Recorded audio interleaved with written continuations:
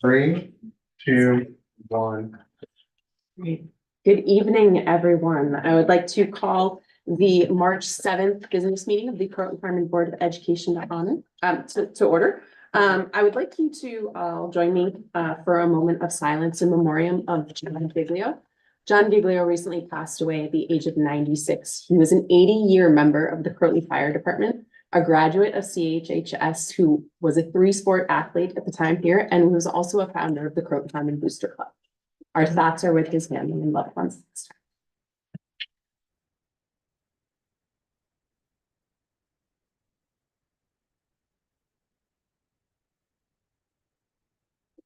Please rise for the Pledge of Allegiance and join Ms. Camilla's fifth grade class for obedience.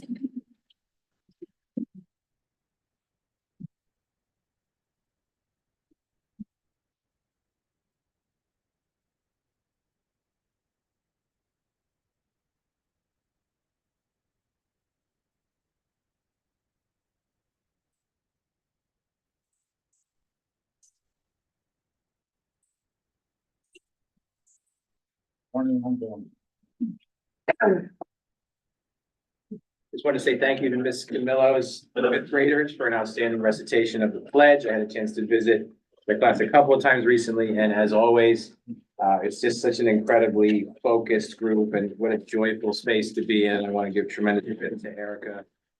Not only a phenomenal educator, but a leader among the faculty. Along with Jenny Rosigno, an outstanding pair of educators from PBC who helped lead our new teacher academy. And it's an inspiring opportunity to get a chance to come to work with her on a daily basis. So Erica, thank you. And to our Tigers in fifth grade, thank you as well.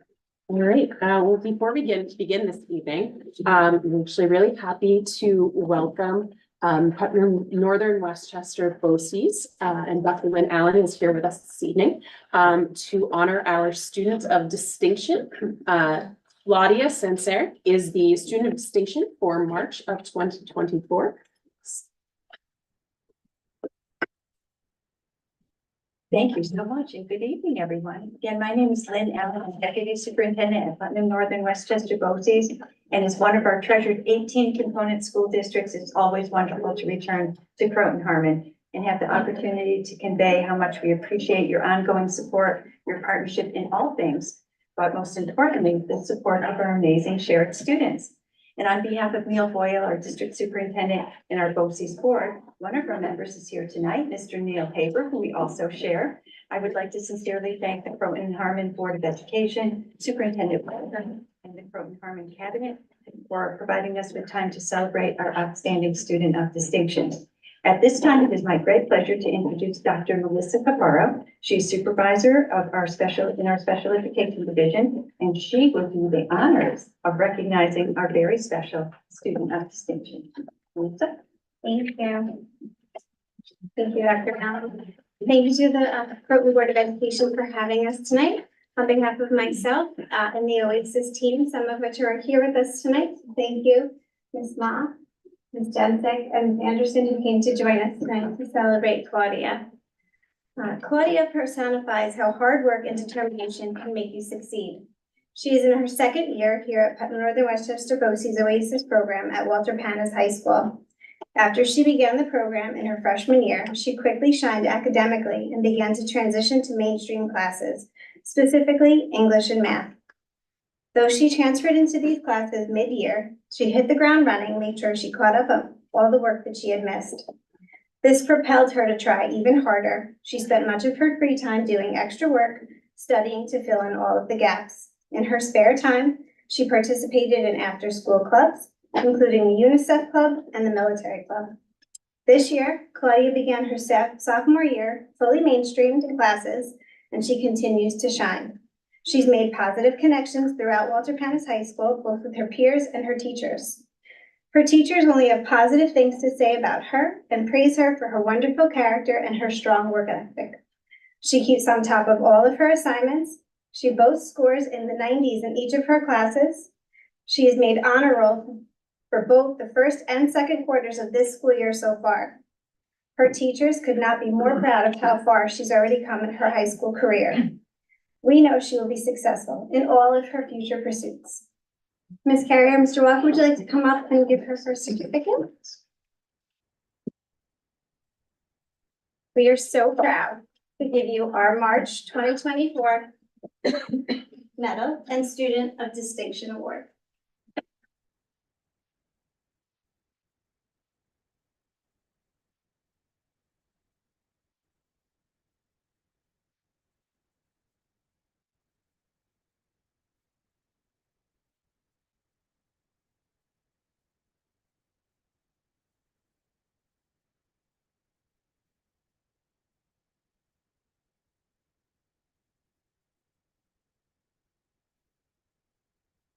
Congratulations, Claudia.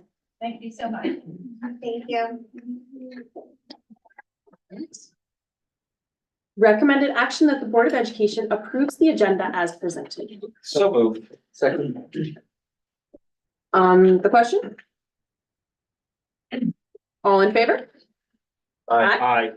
Oppose, abstain, motion carries. All right, we will now move into our second part on the agenda.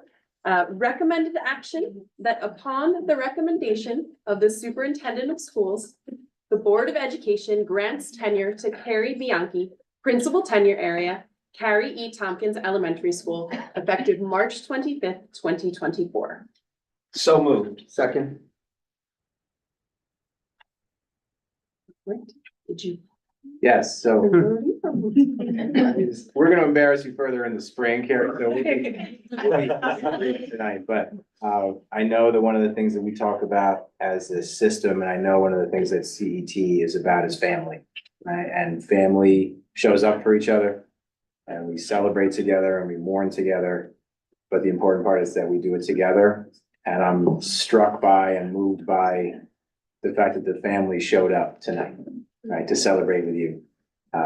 They're saying it with their presence here better than I could ever say it, but you've earned this, right? You demonstrate remarkable grit and stick-to-itiveness and a heart for this work and a genuine care for the kids. And beyond that, a tremendous care for the team that you work with. You would lay down in traffic for them. We know that. And they're here tonight because they know it.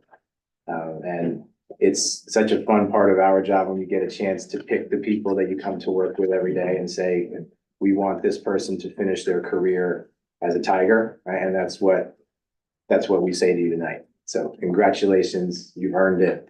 Can't wait for what's next.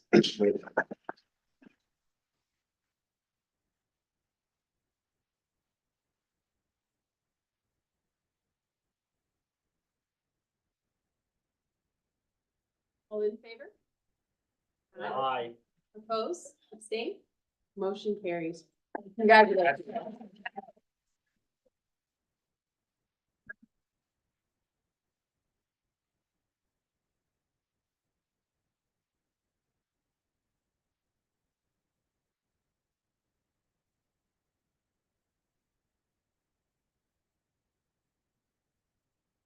By the way, you can stay if you want.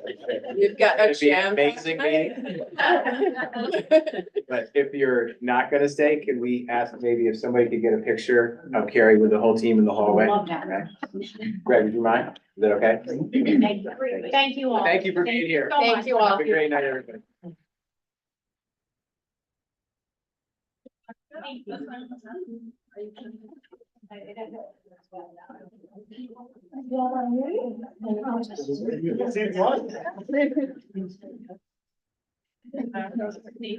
That was great.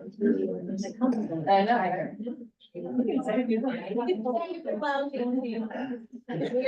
Those are the cozy seats, yeah. All right.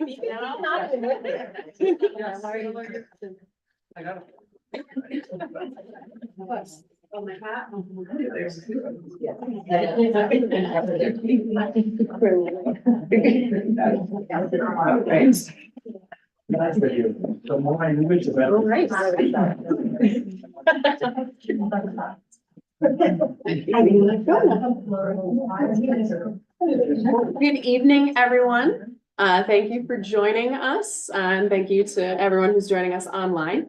We have a pretty robust agenda this evening, so I will aim to be brief. We will be continuing our budget presentations this evening. Tonight, we will be discussing general support, operations and maintenance, and transportation. And at our March 21st work session, we will be discussing building level, curriculum and instruction, and pupil personnel budgets. I urge you all to tune into these important presentations. And if you have any budget related questions, please send them to budget.questions@chufsd.org. In related information, you will also see that in tonight's agenda, there is a policy presented for adoption this evening regarding early mail ballots for the annual budget vote and trustee election. Applications for the early mail ballots will be made available at the district office and on the district's website. You can see the policy for more information regarding that. And then speaking of trustee elections, there are 2 school board member positions to be filled by election on May 21st, 2024 for 3-year terms from July 1st, 2024 to June 30th, 2027. If you're interested in board service, candidate packets can be found on our website, and you can reach out to our district clerk, Denise Bisaccia, for more information. Residents of the district who wish to run for a position for the school board must file a nominating form with the school district clerk on or before 5 p.m. on Monday, April 22nd, 2024.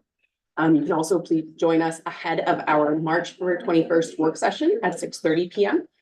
For a Q&A session with board members about board service.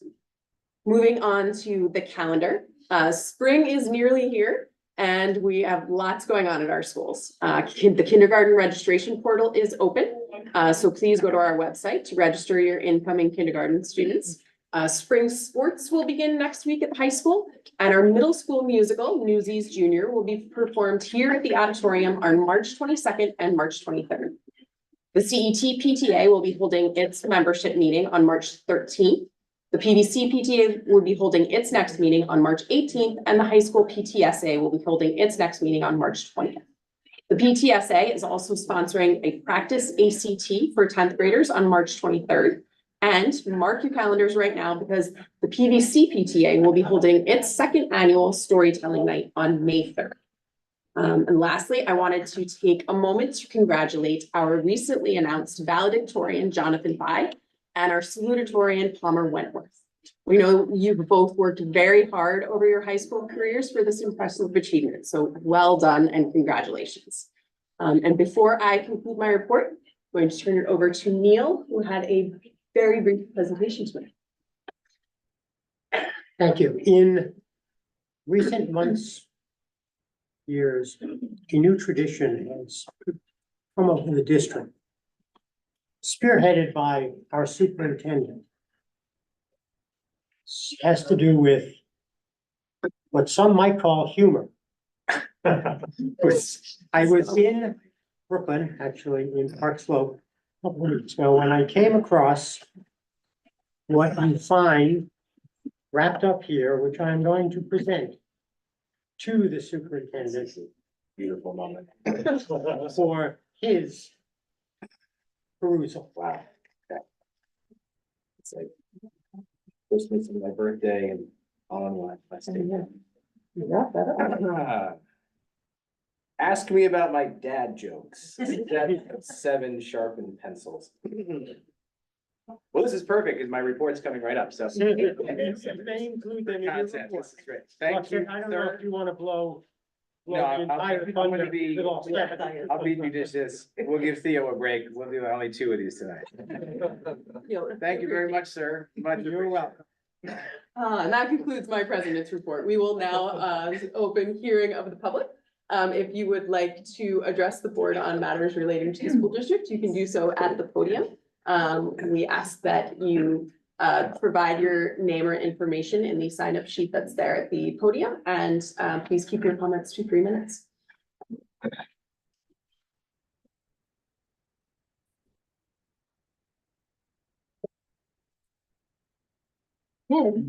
Ladies first. No, I'm just kidding. Go ahead.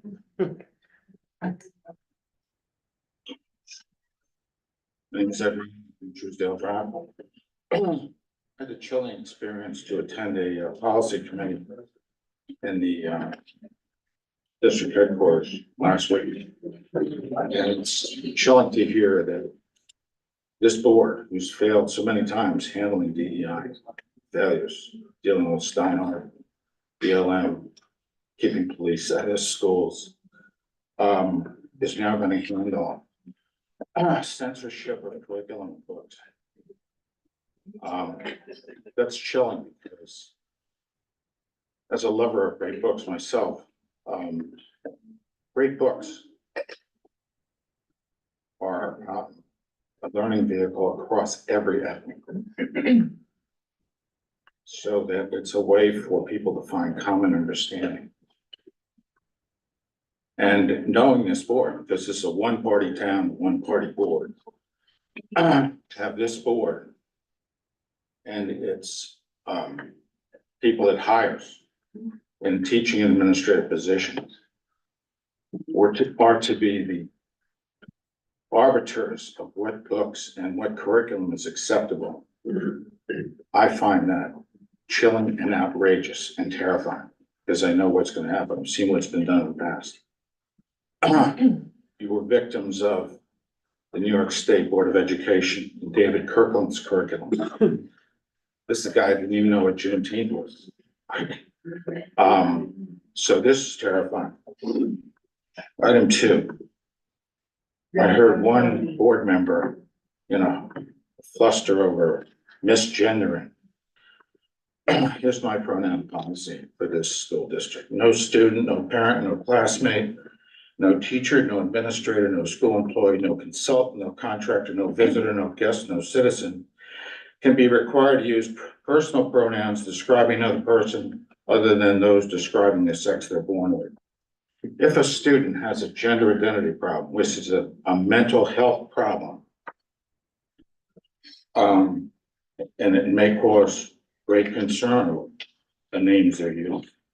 If a student of the gender identity issues that cause class disruption in personal pronouns, nicknames, or a legal first or last name may be used. This may be done only after consultation with the student's parents or teachers. Needless to say, taunting, bullying, mimicry, shunning of students with personal issues, and these are personal issues, is not acceptable. Equally unacceptable is requiring students to acquiesce, affirm, celebrate, award, or reinforce another student or teachers or administrator or employees' delusional behavior on demand. In a pinch, don't know what to use, using personal pronouns.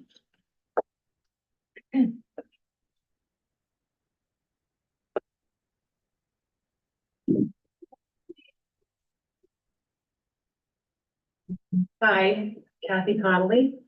Here, one moment.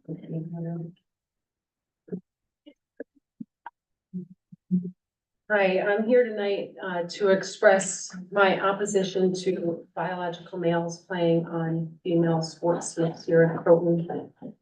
Views according to a recent Gallup poll is reported by 69% of Americans. I think the school board should share opinions from the public with Albany, just like they do for other examples, which is school vouchers, school choice that get sent up to Albany. I recently learned that the Croton Harmon School District follows the mandate put forth by the state that public schools may not permit students to be excluded from participating on a team sport on the basis of gender or sex. This sounds to me that one does not even need to identify as the opposite sex. A boy can just walk up and potentially take a spot from the girls' team if they choose, potentially a spot away from a female. Why even have labels of boys and girls teams? The labels were put in place for a reason because people realized that there were innate differences.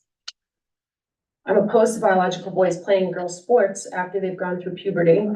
It's pure common sense in my opinion, although feelings are important, and I do empathize with the kids who are grappling with this issue. I really do.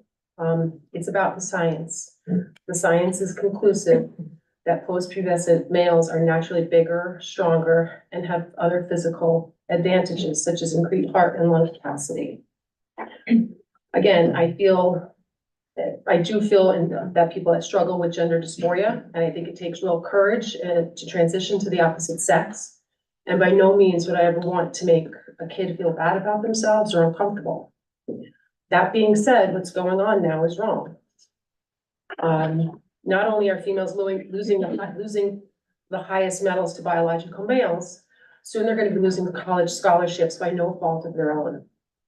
Not to mention that the possible uncomfortable situations that may arise in the locker room.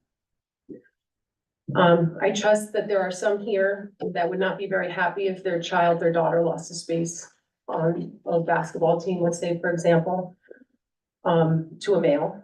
And that male would likely have another choice. If they didn't make the team, they could go to male. And that choice is not necessarily there for a female, because they might not obviously make the male team.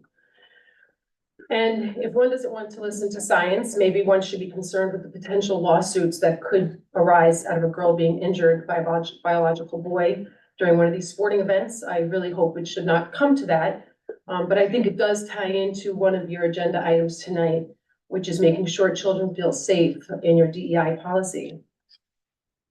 In short, if we continue down this path, we may feel that we're being fair to the biological boy, but at the risk of sacrificing the fairness to the females. Thank you.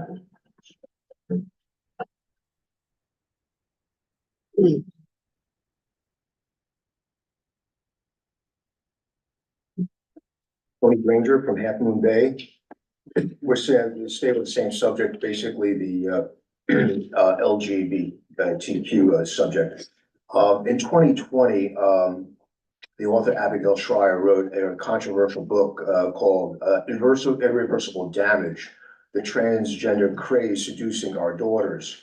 A book that's controversial, but without a drop of animosity in the book. After its publication, parents continued to flood the author within her inbox with desperate cries for help, but also with expressions of gratitude. They know now that they are neither crazy nor alone. Teachers, therapists, and doctors still press distressed teens towards hasty medical transition. One of the largest suppliers of testosterone to biological females, Planned Parenthood, has already begun opening on-campus medical clinics at public schools across Los Angeles, the second largest school district in America. I pray to God that's not happening here in Croton. Big tech and most media outlets vilify, ignore, or silence all suggestion that an epidemic of teenage trans identification merits critical examination. The craze we cannot openly discuss in America shows no sign of slowing down. Is it merely a harmless fad? A cause for celebration, a marker of progress? I invite you all to read this dangerous book and decide for yourself. Let's put a face on this. In December of 2020, the British High Court had heard a case of a girl, Kira Bell. Back when she was 16, she went through a full transition and regretted it in her 20s. The court's opinion was damning. It noted that the defendant clinic had been unable to explain the sudden rise in teenage girls presenting at the clinic for hormones and surgeries. The clinic had admitted that not a single minor teenage girl had been turned away for inability to provide informed consent. The High Court noted that the hormonal treatments came from serious health risks. The side effects might include loss of fertility, a loss of sexual function, and the evidence base for this treatment is as yet highly uncertain. Finally, the court noted the clinic's own admission that the young woman who had begun the process of hormonal transition had shown no overall improvement in their mood or psychological well-being using standardized psychological measures, which are the same in Britain as they hear in the protocols here in the US. Here at last was the first hint that the heavily guarded castle of affirmative care might begin to collapse under the weight of so many lies.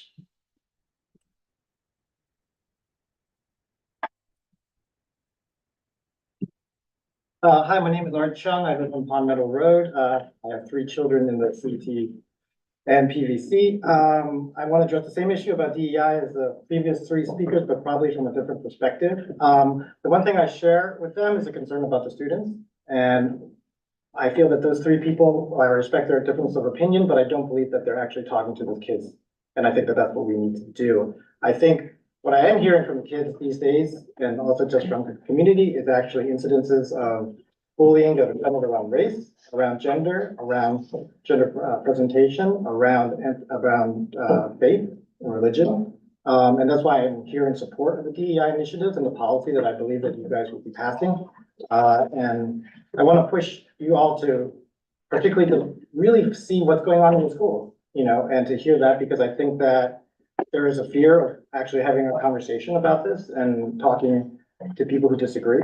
I think that the kids pick up on both the fact that there are certain, there are rails that we're not touching, but, and there's some kids are acting out and using that as a way to feel empowered by themselves or, you know, to feel to other people, you know. I'm old enough to remember when it was okay to say like, be Chinese, be play joke, you know. I'm old enough to remember when, you know, I've been asked many times like, hey, where are you from? No, where are you really from? You know, and I think as we see our community changing and more people entering, and I think our board and our officials have done a great job of being welcoming and understanding that different groups that are coming in have different needs. But I think that we should just make sure that, you know, everyone speaks to each other respectfully and understands where everyone's coming from. And that if we are to build a community and there currently to be a community of people, that we understand each other and work together. Thank you.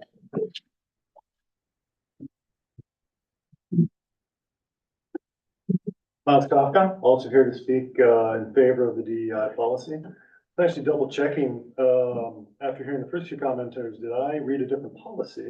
When I review what's in the policy, what we're talking about for the district really is focused on how can we make it possible for all of our children to thrive, to live their individual lives, to achieve their best success in however they are in the world. That's the whole point of what's in the DEI policy. Some of my neighbors may have discomfort with the way certain things are changing about the world. It's not really what's going on in this policy. Policy is just about letting everybody be able to do their own thing and achieve success in our district and be respected as individuals. Thanks.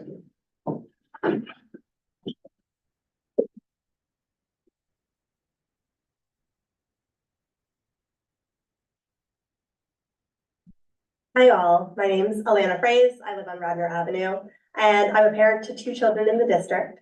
First, I want to commend the board on the diversity, equity, and inclusion policy draft. It is a great start and I look forward to future revisions being shared with our community. Before I speak to that specifically, I want to share something personal. A few months ago, my CET second grader emailed the board with an inquiry and concern on equity at our schools. They first brought the concern to me and I recommended that they bring it to all of you. This concern was brought to light for them from a book that we read together. My second grader eventually received a response from the board, and then we had the opportunity to continue that discussion with CET administration. My child now has an answer to their inquiry and also feels that they helped bring about a little more equity at our schools. I bring up this personal experience that I know the board members and administration are all aware of because I know many parents would not know to do this. They may bring their concerns to fellow parents, sometimes a teacher, and perhaps even their school administration. I'm glad to see that this initial policy draft includes a section under student supports, discipline, and wellness, and informing the community of how to file complaints on violations. And I also assume this would include just general concerns or questions too. To loop back to my initial paragraph on future revisions of this policy, it references both transparency and metrics. I know there's a section on how the policy will be shared with students, parents, and the community, but I would like to know how actions and successes, not just the policies toward equity, will be conveyed to students, parents, the community, staff, administration, and the board. How will you measure success? How will students, like my second grader, know that their school is welcoming, inclusive, and a safe place for all who enter its doors? It cannot just be words in a handbook or social media posts. It should be in the way students are greeted and treated every single day in their classroom, in the lunchroom, at recess, in the gym, the bathrooms, the hallways, and so on. Everything that our schools are doing and will do in the future toward fulfilling this policy should be shared regularly with parents, staff, the community, and students in person, in email, in meetings, and more. I hope that future revisions of this policy will include specific and measured steps toward creating more equitable schools and all the ways throughout the year that the board, superintendent, and administration plan to share all the little and large steps taken toward achieving these goals. Thank you.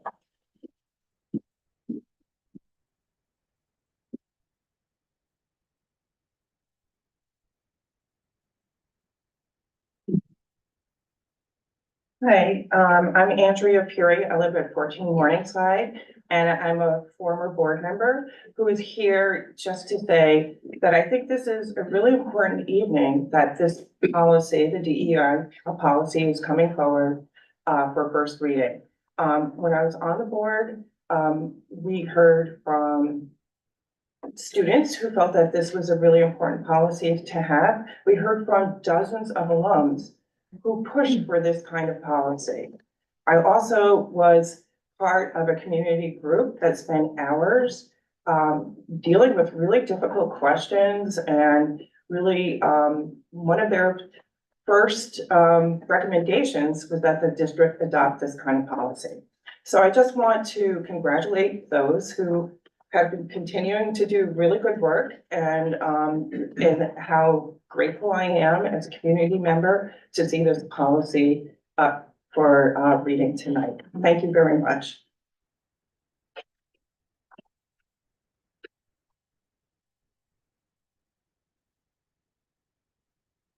Is there anyone else who would like to speak for hearing the book? Great, then I will turn it over to our superintendent for his report. Thank you, Sarah. Good evening, everyone. Good evening to all Tigers who are here in person and those watching at home. As Sarah said earlier, because of the robust agenda, I too will aim for brevity. But did want to highlight some of the most recent successes of our students in the classroom, on the field of play, and otherwise. And of course, we'll conclude with a couple of outstanding jokes. Greg, you ready? Let's do it. So, there we go. Okay, so on Monday, I had the opportunity, along with members of the faculty and administrators across the district, to participate in the Read Across America Day at CET. Got a chance to spend some time with a third grade class and a fourth grade class reading There Was an Old Lady Who Swallowed a Fly. So we talked about the classic nature of that story, and had a really great time together. So I wanted to thank Nancy Romoli, who always does such a tremendous job putting that day together, and the entire faculty, staff, and student body at CET for the welcome and the opportunity to spend some time with you that day. That was a great day. That's my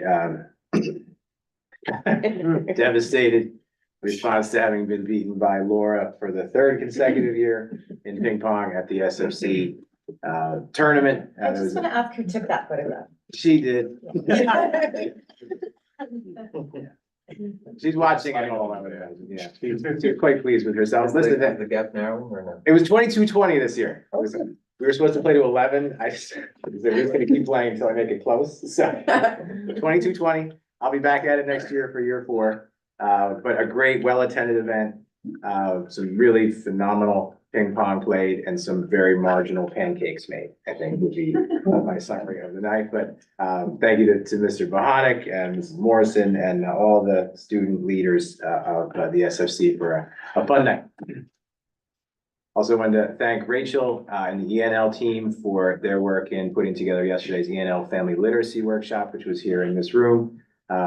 It's one of the beautiful pictures that we got a chance to take over the past few days of an amazing connection between a young man and Catherine Ellingson at PVC, and some really good connections made and some great and important information shared with some of our families. Not only, you know, welcome to our community, to our system, but also some important information about some of the assessments that are required, both for New York State within the NYSESLAT realm, the English as a second language realm, as well as the standardized assessments. So it's great to be present for those kinds of opportunities that continue to advance the experience for so many families and kids in our community. Rachel and the ENL team, great job.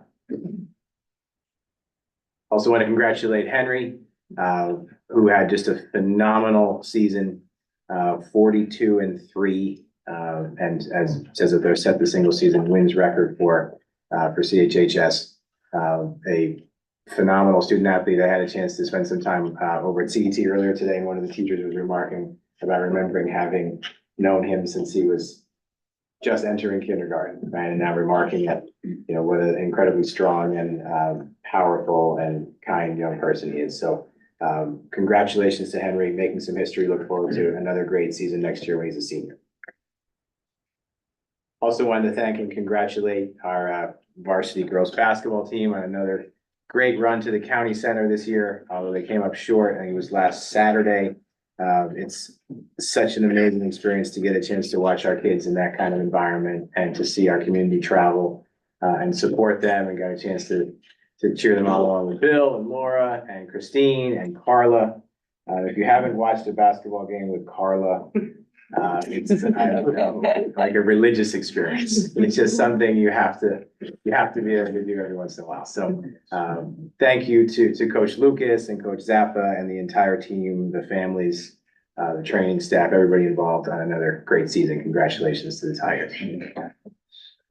Also want to echo Sarah's sentiments and congratulate two really kind, humble, soft-spoken, low-key young men who are also great friends. Jonathan going, I believe, to Brown, and Palmer to Michigan State. Will be representing our community very, very well the next 4 years at those two schools. So congratulations, and we look forward to hearing your speeches at graduation. Also had a chance very recently to attend the Women's Empowerment Club meeting at the high school. Fascinating presentation on the gender pay gap, and actually shared with our two student presenters that I would ask them to come and present this to the entire administrative team. All of us involved in hiring decisions and discussion of salary, particularly starting salary. I'm really interested in doing some looking into whether or not there's a gap in gender pay within our system. I think there's possibly legitimate argument to be made that there might be. So they opened our eyes, Laura's, mine, Carrie Tracy's, to some really fascinating dynamics at play here. So look forward to a further presentation and engagement with that. And so let's do this. So it's been made clear to me by Theo and others that the appreciation level for my jokes is low, right? So I'm gonna share two of Neil's, and then we went Well, to they're not mine, I just happened to find them. Well, it depends, it depends. If they laugh, they're mine. If they groan, they're yours, right? So I'll share two of these, and then we went to the good source, right? We went to the kids, and so we have 4 PVC student jokes for your consideration this evening. But let me start with this one. What did the pirate say on his 80th birthday? Aye, matey. Like it. Okay, Neil, that's very iffy. All right. To be fair. Wait.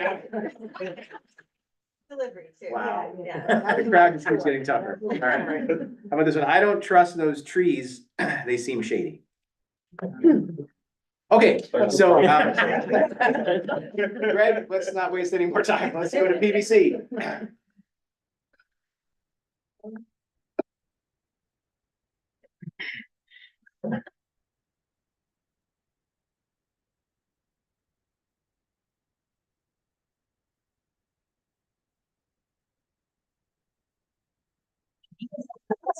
That's with the band in the background.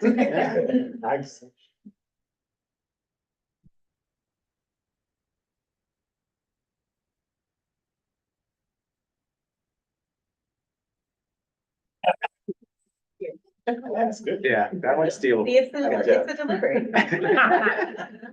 Don't have it.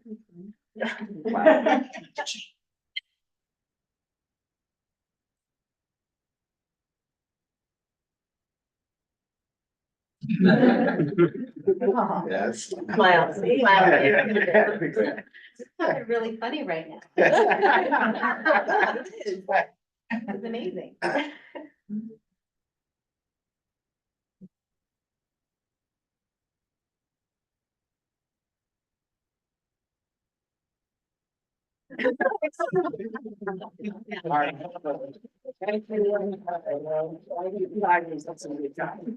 That's all I have, Sarah. Thank you. This was a smart pivot. I've learned after months. Yes, thank you.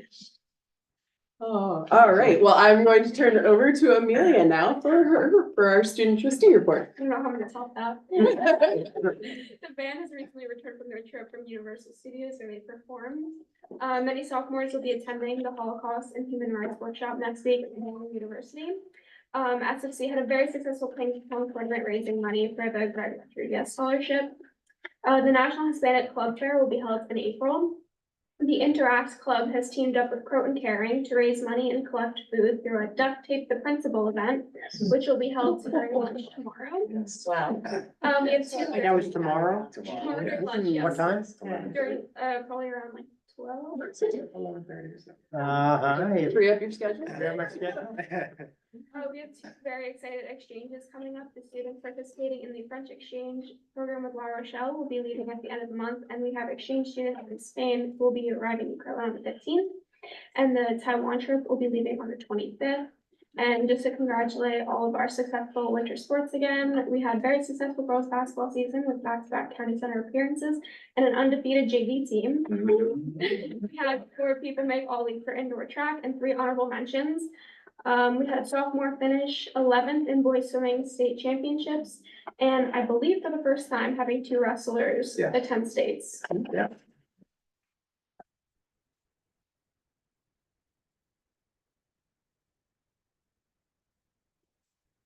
Wow, now we'll turn it over to the bigger part of our evening. And I will turn it over to Denise Harrington Cohen, who's our assistant superintendent of business, to begin our budget update for this evening. Thank you. Let's make sure my clicker's working. Oh, I know the other one. Thank you for that. Oh, am I good to go? Yeah. Great. So good evening, everyone. Tonight will be our 5th budget presentation.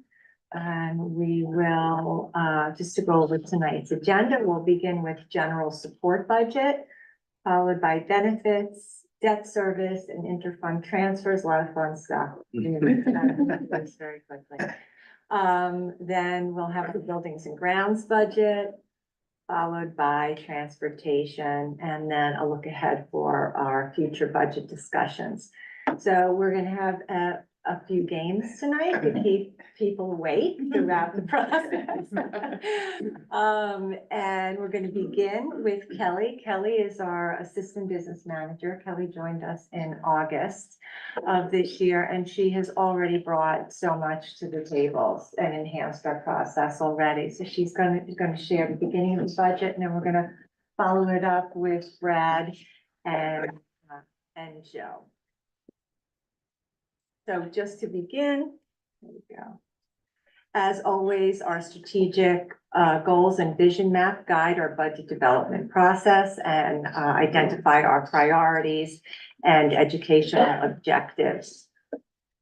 Again, our budget is anchored around our vision map and it guides our decision-making. Our goals are focused on developing interdisciplinary and passion-based classes, schedules, and experience, identifying future-based philosophy around assessment, grading, and feedback, igniting curiosity through the development of flexible and dynamic learning spaces, and inspiring a culture of belonging, respect, risk-taking.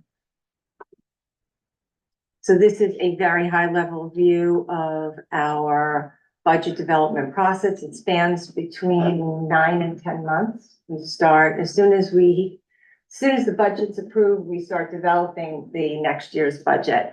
So we've gone over this. I don't want to spend too much time on it. And now I'm going to pass it over to Kelly to discuss our general support budget. Thank you, Denise. First up, we have Board of Education Budget Group. There's a small change happening this year, decrease, and that is due mainly to reducing contractual costs. Also, reduction for the next budget period is district clerk. There's been some realignment of stipended positions into the district clerk position.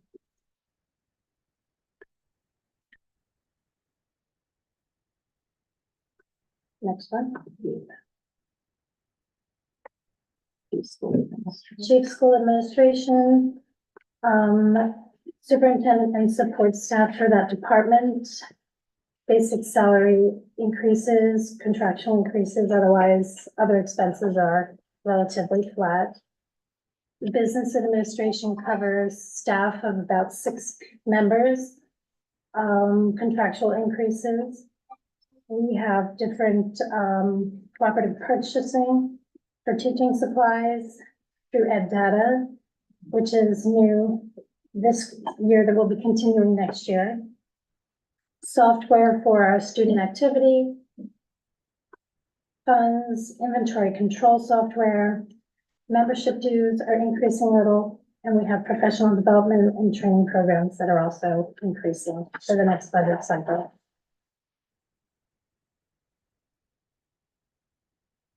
Auditing. Auditing is relatively flat due to the contract terms from our awarded RFPs for both internal, external claims auditing. Treasurer, slight increase for conferences and professional development. Fiscal agents.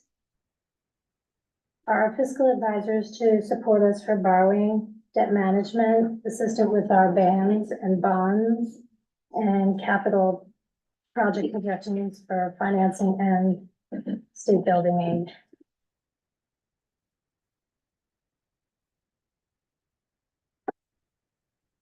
Legal, we're expecting to have a slight increase for special ed guidance, personnel issues, bond counsel, and negotiations. We are negotiating with 3 of our bargaining units this end of this year.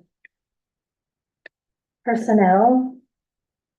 Reduction is due mainly to support services for CIO, which is Chief Information Officer. That position is now outsourced and that service for support is no longer needed. Records management. Also a slight decrease. There was a previous stipend for that salary that was absorbed into the district clerk position. Public information services. Increases due to BOCES increases on contracted services used for printing, our website design and maintenance, communication support services, and our annual budget newsletter, printing and development. Central printing and mailing covers our postage and machine leasing. FedEx, UPS, copier supplies, copier leases. We are having less mailings, but postage is increasing.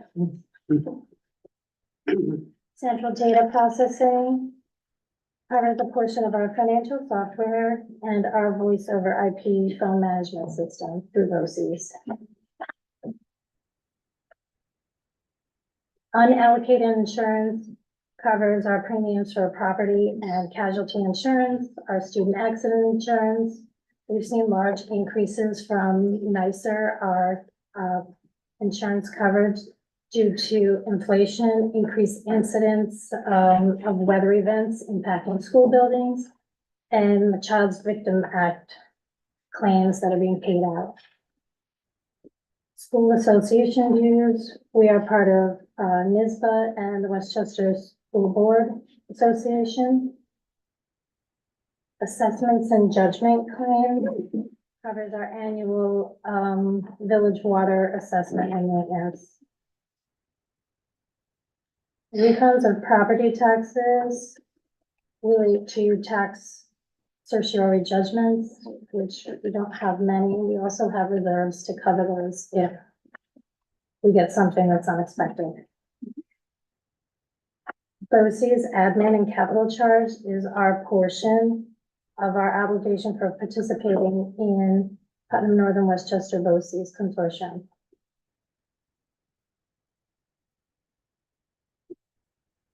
Employee benefits increasing.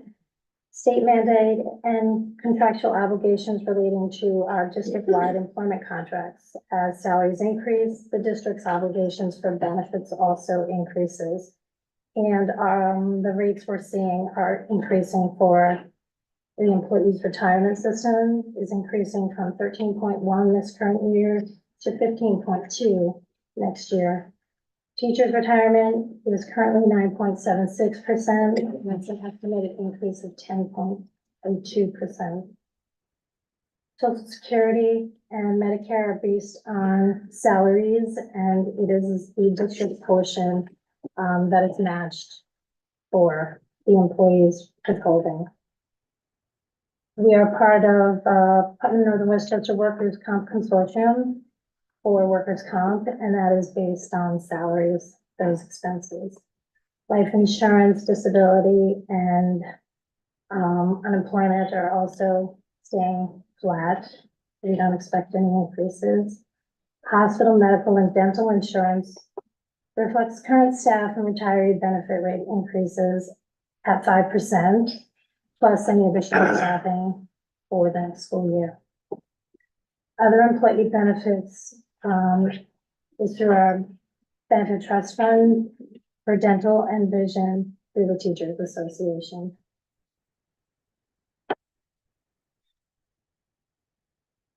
Debt service is aligned with our reduction in state building aid revenue and the projections, the projects that have been fully funded and the aid that has been received on completed projects. So we have some debt that's falling off. Interfund transfers for the special aid fund. The cost of providing summer school for special education students in accordance with their IEPs. And interfund transfers for the school lunch. Supplemental appropriations needed to fund the child nutrition program for next year.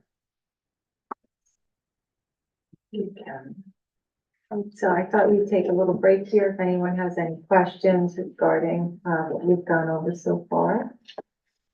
The difference in the district clerk is just that it went from a full-time position to a stipended position. Yes, so we downsized, we consolidated that into another position. But our previous district clerk was on for about a month and a half. Which is that differential. So, first question, I know, Kelly, you said there is a decrease in construction bond principal and interest because of the falling off of certain project that we fully paid. And there's, I see, $50,000 increase in band principal and interest. I guess one thing that I would be interested in, I know board members have been interested over the years, is and it may be coming up sometime later, is the expectation plans for coming years for more drop off and then the stage of additions based on the monies that we have gotten voter approval to expand. And I know that's not here, and I just hope we'll be able to see that at some point during the process so we can think about that going forward. Right, so we had a huge chunk of aid fall off this year. And again, we always try to align our debt with our aid. We completed the roofing project and the drainage project this past summer, and we will be filing final cost reports for that. And once we file the final cost reports, that will begin aid generation for those projects.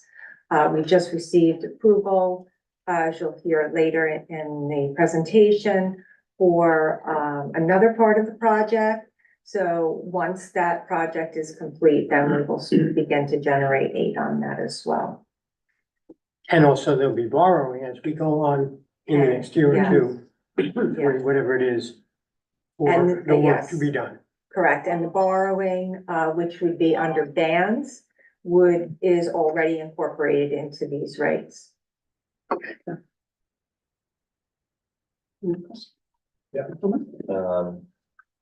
On legal fees, Yes.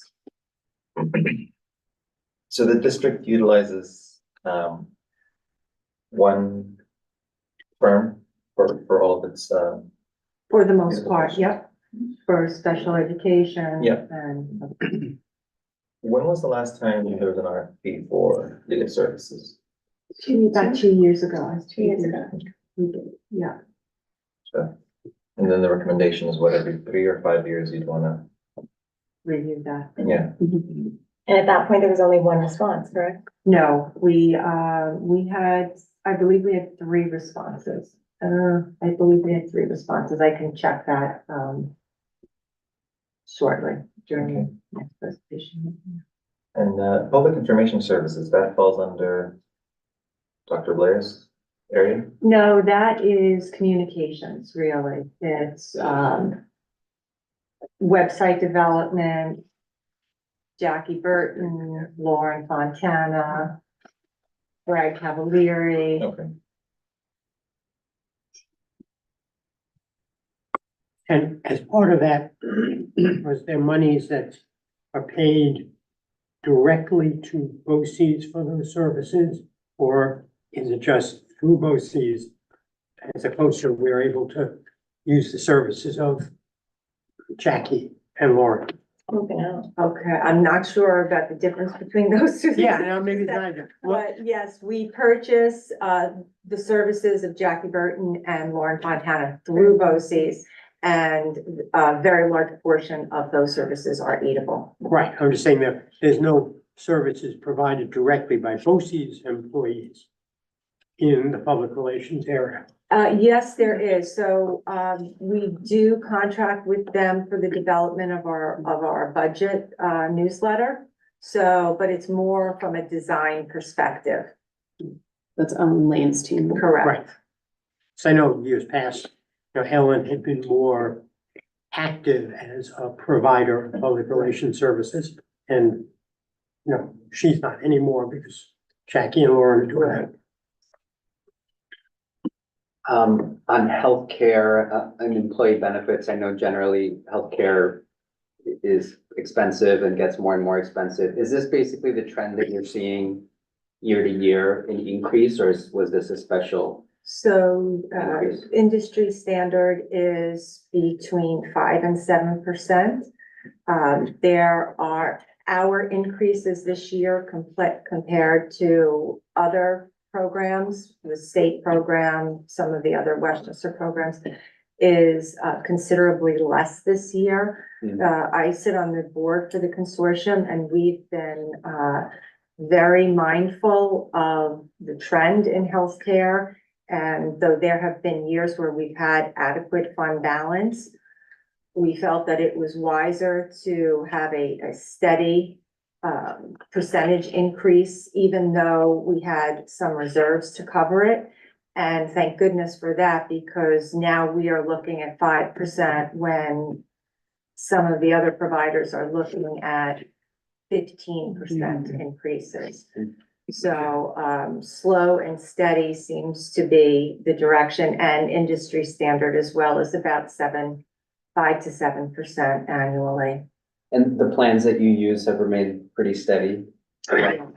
So we try to do a combination of plan changes and rate increases to try to moderate the impact on people. So this year, we knew that we needed a 6% increase in order to support the fund and all of the required reserves for a consortium. So what we did was we did a 5% increase, and then we made about a 1% adjustment to the plan benefits. Thanks. Anyone have any other questions on this portion? We have a little bit more fun. Thank you, Kelly. Good job. Thank you. Okay, so tonight Brad Kennedy, who thought everyone was here to see his budget presentation. They're watching from home. I doubt it. is going to share about our operations and maintenance budget, and we have a little somewhat trivia Jeopardy to implement in here as well. So with that, I'm gonna pass it to Brad. Brad, would you like me to click or would you like control of the clicker? You can control it. You got it. Okay, so, thank you all for having me here tonight. I'm here to talk about what we've been doing in the facilities department and a look ahead to 24-25. Before I start, I just want to say thank you to the business office and Denise and Kelly and Alex and Barry and Denise Bisaccia for supporting me and collaborating with me through my first budget season. It's been fun. So, as Denise said, we're gonna do some trivia in here to try to keep everyone awake as I talk about walls and floors and ceilings and all the fun stuff we do. So here is the breakdown of our accounts, and we have salaries, which is down almost 8%, and that is from some retirements of staff at Top Step and it's coming in at a lower level, as well as there was the intention to move the security from a contractual into an in-house or in-district, and that didn't pan out for this year, so that was moved back into where it was originally funded for contractual services in another budget line. Then we also going down contractual services has a pretty big increase in it. That's driven by, we have a couple things, our HVAC contract, we bid it out internally here in the district, and there's renewal clauses which can go up to 3 years at the CPI. So we have reached the end of our renewals. So potentially when we go back out to bid, there might be a large increase because the contractor who maintained, originally won the bid, might want to, even though it's not as much as he wants to, keep it at the CPI rate. So we're, have potential for a pretty big jump on that. And that is our largest of our contracted services, is our HVAC. We also added in this year, which we didn't have last year, some money for professional services, architectural and engineer for, in going through the capital project, we've come across different things that weren't included in that scope that we want to update and address. So having them for looking at our different facilities, preparing plans, pricing, and that sort of assistance. And then also with that comes a little bit of an increase to our projects line. Typically for the past 5, 6 years, 7 years, the projects line has stayed relatively small. Towards the end of the year, we see where we're at because we have repairs that might come out of nowhere at $150,000. So you don't want to spend your projects budget early. So we sort of towards the end of the year, utilize some of our leftover for the projects. So this, with some of the stuff that we've come across, just putting a little extra money into projects. So that way we don't have to, we can pre-plan and say we're going to spend that at the beginning of the year instead of rush to spend it at the end. Then we have our BOCES line. This is our work order management software, phone system maintenance, anonymous alert software. The security consultants come out of this through a BOCES contract. And that we have to do lead water testing every 3 years for the state. BOCES offers a COSER, so we're able to go through them for that. So it's also utilized for some projects. And then we have equipment, which is staying flat. This year we replaced our oldest truck, and we're looking for next year replacing tractor and some floor scrubbers. We have materials and supplies. This has pretty big increase, but it is to offset contractual services. It's becoming sort of harder to get service guys to come out, and the price of that's expensive. So luckily we have some pretty talented staff, and we've been taking on some of that work internally. So we have to purchase the materials out of that line versus increasing the contractual services. Fuel, that's not vehicle fuel, that is, fuel for our backup generators, which luckily we don't have to put a lot of fuel in there. They run once a week for, maintenance, but otherwise, luckily, we haven't had any big power outages. Our electric line, with the solar, the solar has definitely helped offset our energy bills since it came in. This is the first full year that we have had the solar in operation. But the market itself is a pretty volatile market right now, so we have that to be prepared for. We also have some additional electrical usage, which is the usage is up, but the cost is down because it is offset. And then with the capital project we have coming on, we have additional places that we're adding equipment, and so we're sort of doing our best guess on that one. And also, like we just had this year, Con Ed, their increases sometimes are retroactive because they have to go through the Public Service Commission. So we just had a retroactive from 6 months ago when they started to want their increase till they finally got awarded. So, we're looking pretty good, and then retroactive a couple percent on there. So that's always possible. We have our telephone, which is staying flat. Water, a slight increase. We have some water meters that are starting to age, and we're looking into potentially rebuilding or purchasing new ones. So there was a little increase for that. And then gas, all of the 3 schools are heated by natural gas. We converted from heating oil a couple years ago, and so we have a little increase there. Con Ed, hard to pin them down on a forecasted price. Best guess right now from what we could find was 6 to 7%. And obviously there's some year to year, it's guided by the weather. So if it's a cold winter next year, we're gonna use more. And if it's a mild winter, we'll use less. This is just a different view here, breaking it down. As you can see, salaries is the largest, followed by contractual services.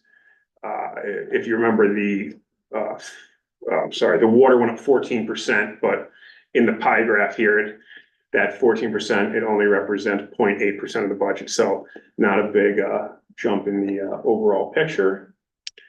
And then now we are moving on. So there'll be a question, if anyone wants to answer here. How many employees in the facilities department are Croton Harmon alumni? Any takers? Any guesses? Brad. Okay, well, you are close. The answer is 6. Well. We have Greg Cicero.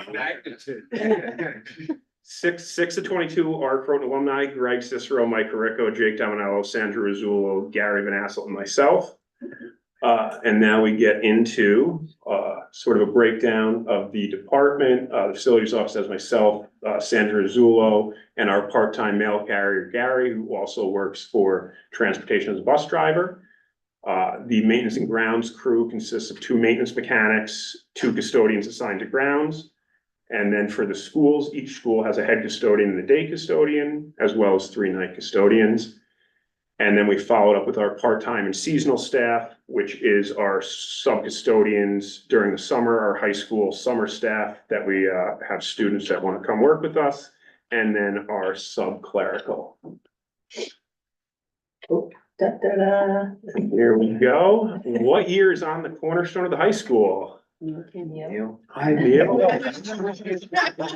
know, so you see if anybody else has got it. Anyone else want to guess? 1926?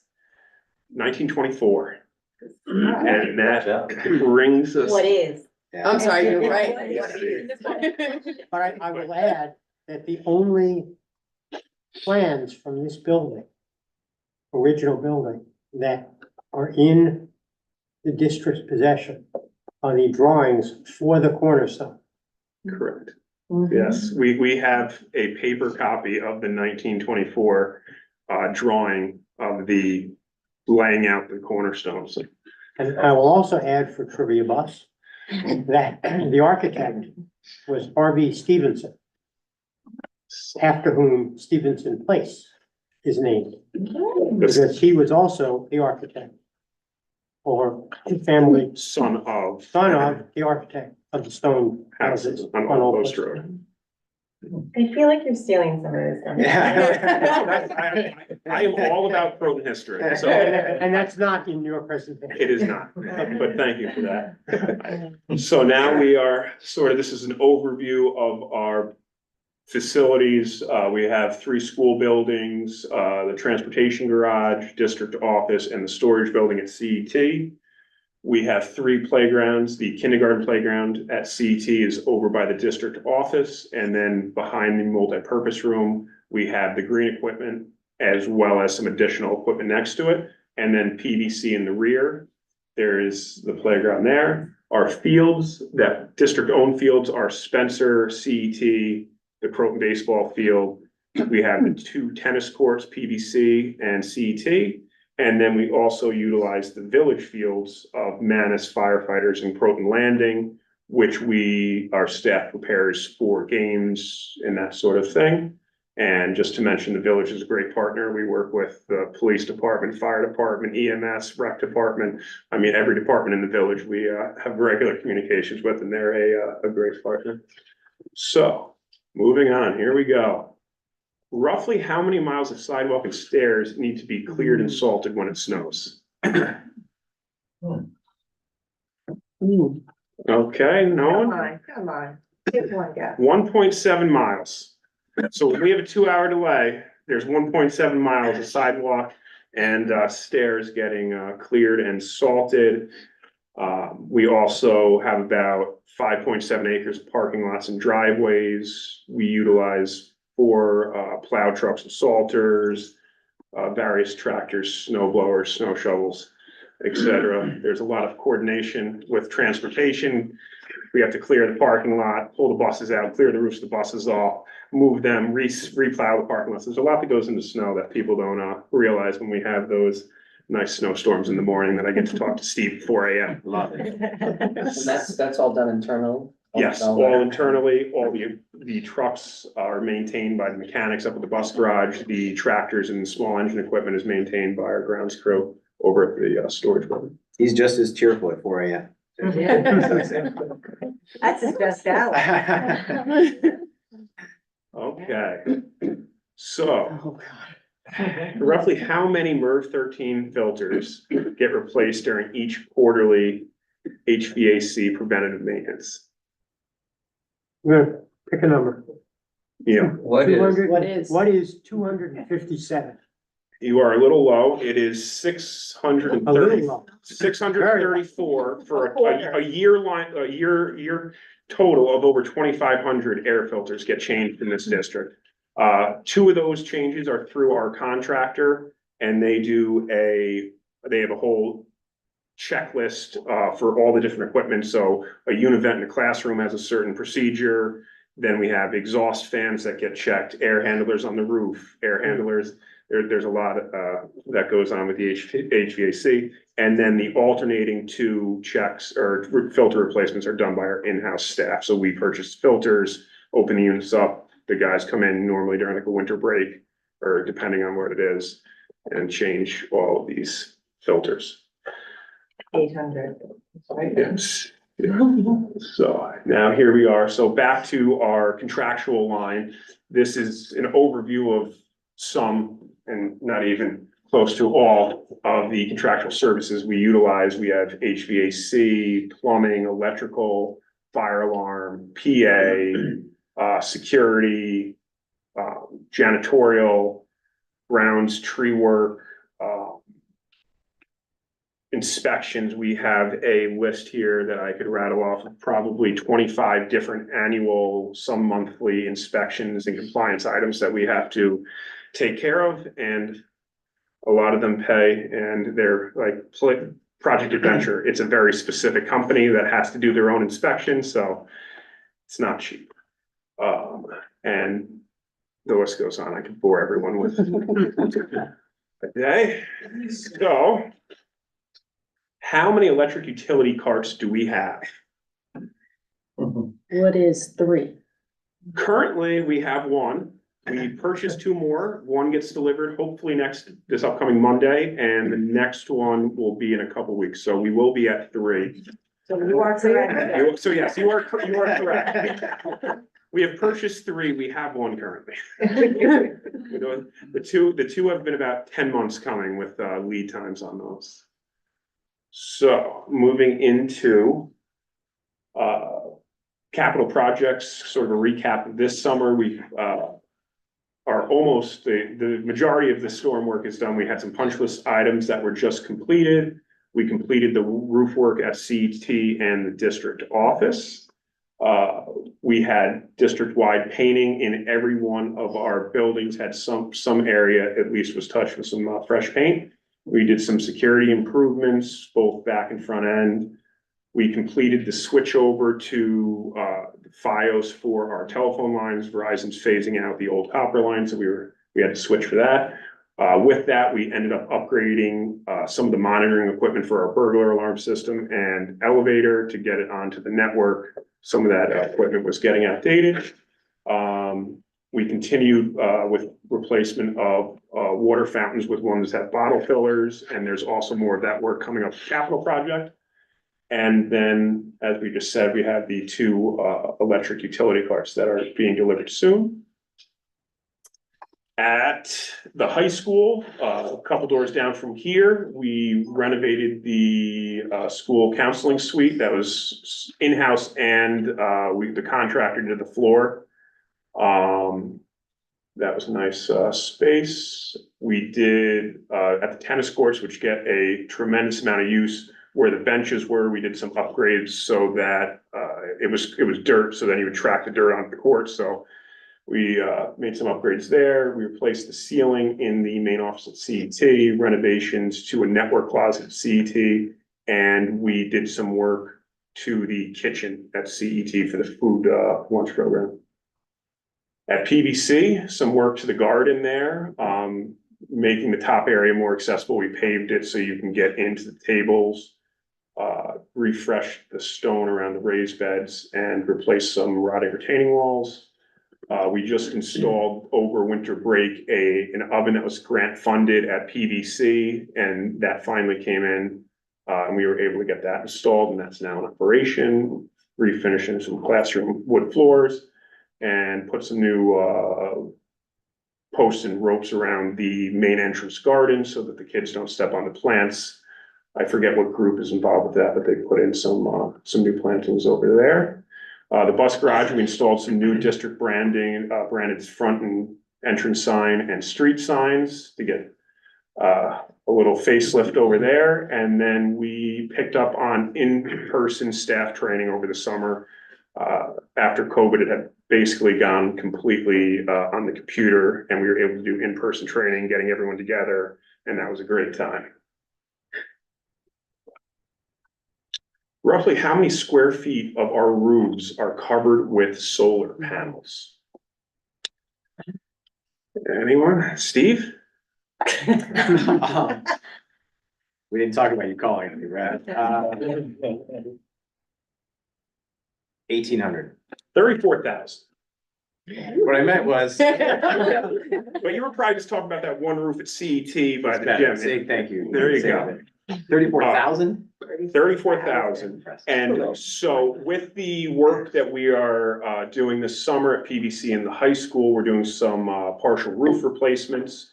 And that will potentially open us up to more possibility of additional solar through a future EPC. At the time we did the EPC that was just completed, the roofing systems were at the end of their life. And obviously we don't want to put solar panels over a roof that we're going to have to replace in a couple of years. So now as these roofs get replaced, we'll be able to look into that. There's roughly about the same or more space that we have existing that will be opened up. That is based on just the roof itself. There's still structural, make sure the roofs can handle additional weight. So there's more to it, but that opens us up to getting more into that. some of the other, issues we're looking at into the future is sourcing of parts and for aging equipment. We got to the point that some of our systems, you can't readily get parts, and some of them you can't get parts at all. And with lead times on things, that can create issues, because until you get the new parts, it's down.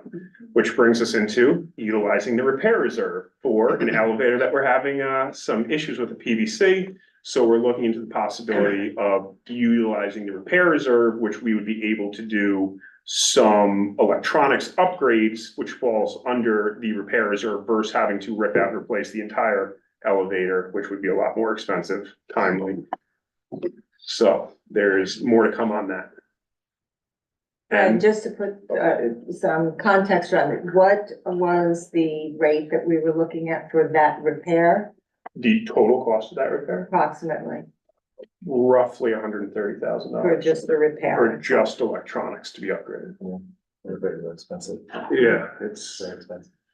and the other thing we're facing is the service industry and the quality of the contractors we get and their knowledge base. So, you know, you have to call, and after a couple calls, you know the guy that you want to request. And then while they're there, they're on their Bluetooth headphones diagnosing everything for all the other techs on the phone while they're working on yours. And it happens, fire alarm, elevators, burglar alarm. You know, you have the guys you know you want to call, and you can tell they're the right ones because they are on the phone the entire time they're here helping other people. So. And then a look ahead, we aspire to continue to support the staff and students and future operationalize the What School to Be vision. That basically is figuring out the logistics for all the passion projects, flexible spaces, you know, classroom remodels, and students and teachers are coming up with all these great ideas, and we sort of figure out how to make them happen. Capital project, the athletics and securities project, SED, we received the approval and we are out to bid, with the bids being due in March with an anticipated start around June or July. Our roofing contract has been awarded and we're in construction and logistics meetings right now, figuring out how we're gonna make this all happen. And then last is employee empowerment. I've been looking into some different softwares to be able to compile and archive all of our technical data, blueprints, all that into an easy place for staff to be able to get information. There's a guy here at night and we have a contractor here working on something. Oh, do you know what this is? Here, let me go to, you know, find it here. And also just to, through attrition with people leaving, you don't want to lose the knowledge, especially right now. So we're really looking to streamline the workflows, go electronic as much as possible. We have a lot of paper reporting and inspections now, and getting that all where it flows a lot easier with less hands touching it. So that is basically wraps up my presentation, and I am going to pass it to Joe to give you a ride through the 24-25 transportation budget. I just have a quick question. Going back to the higher level proposed operational and maintenance budgets, the BOCES services, you said there was a portion of that went to security. Is that Altaris? Does that come out of your budget? Yes. Is that the entirety of the Altaris, or is there other things involved in that BOCES services? Oh, yes, that's Altaris is just a small portion of that. So I guess I'm asking what else goes into that.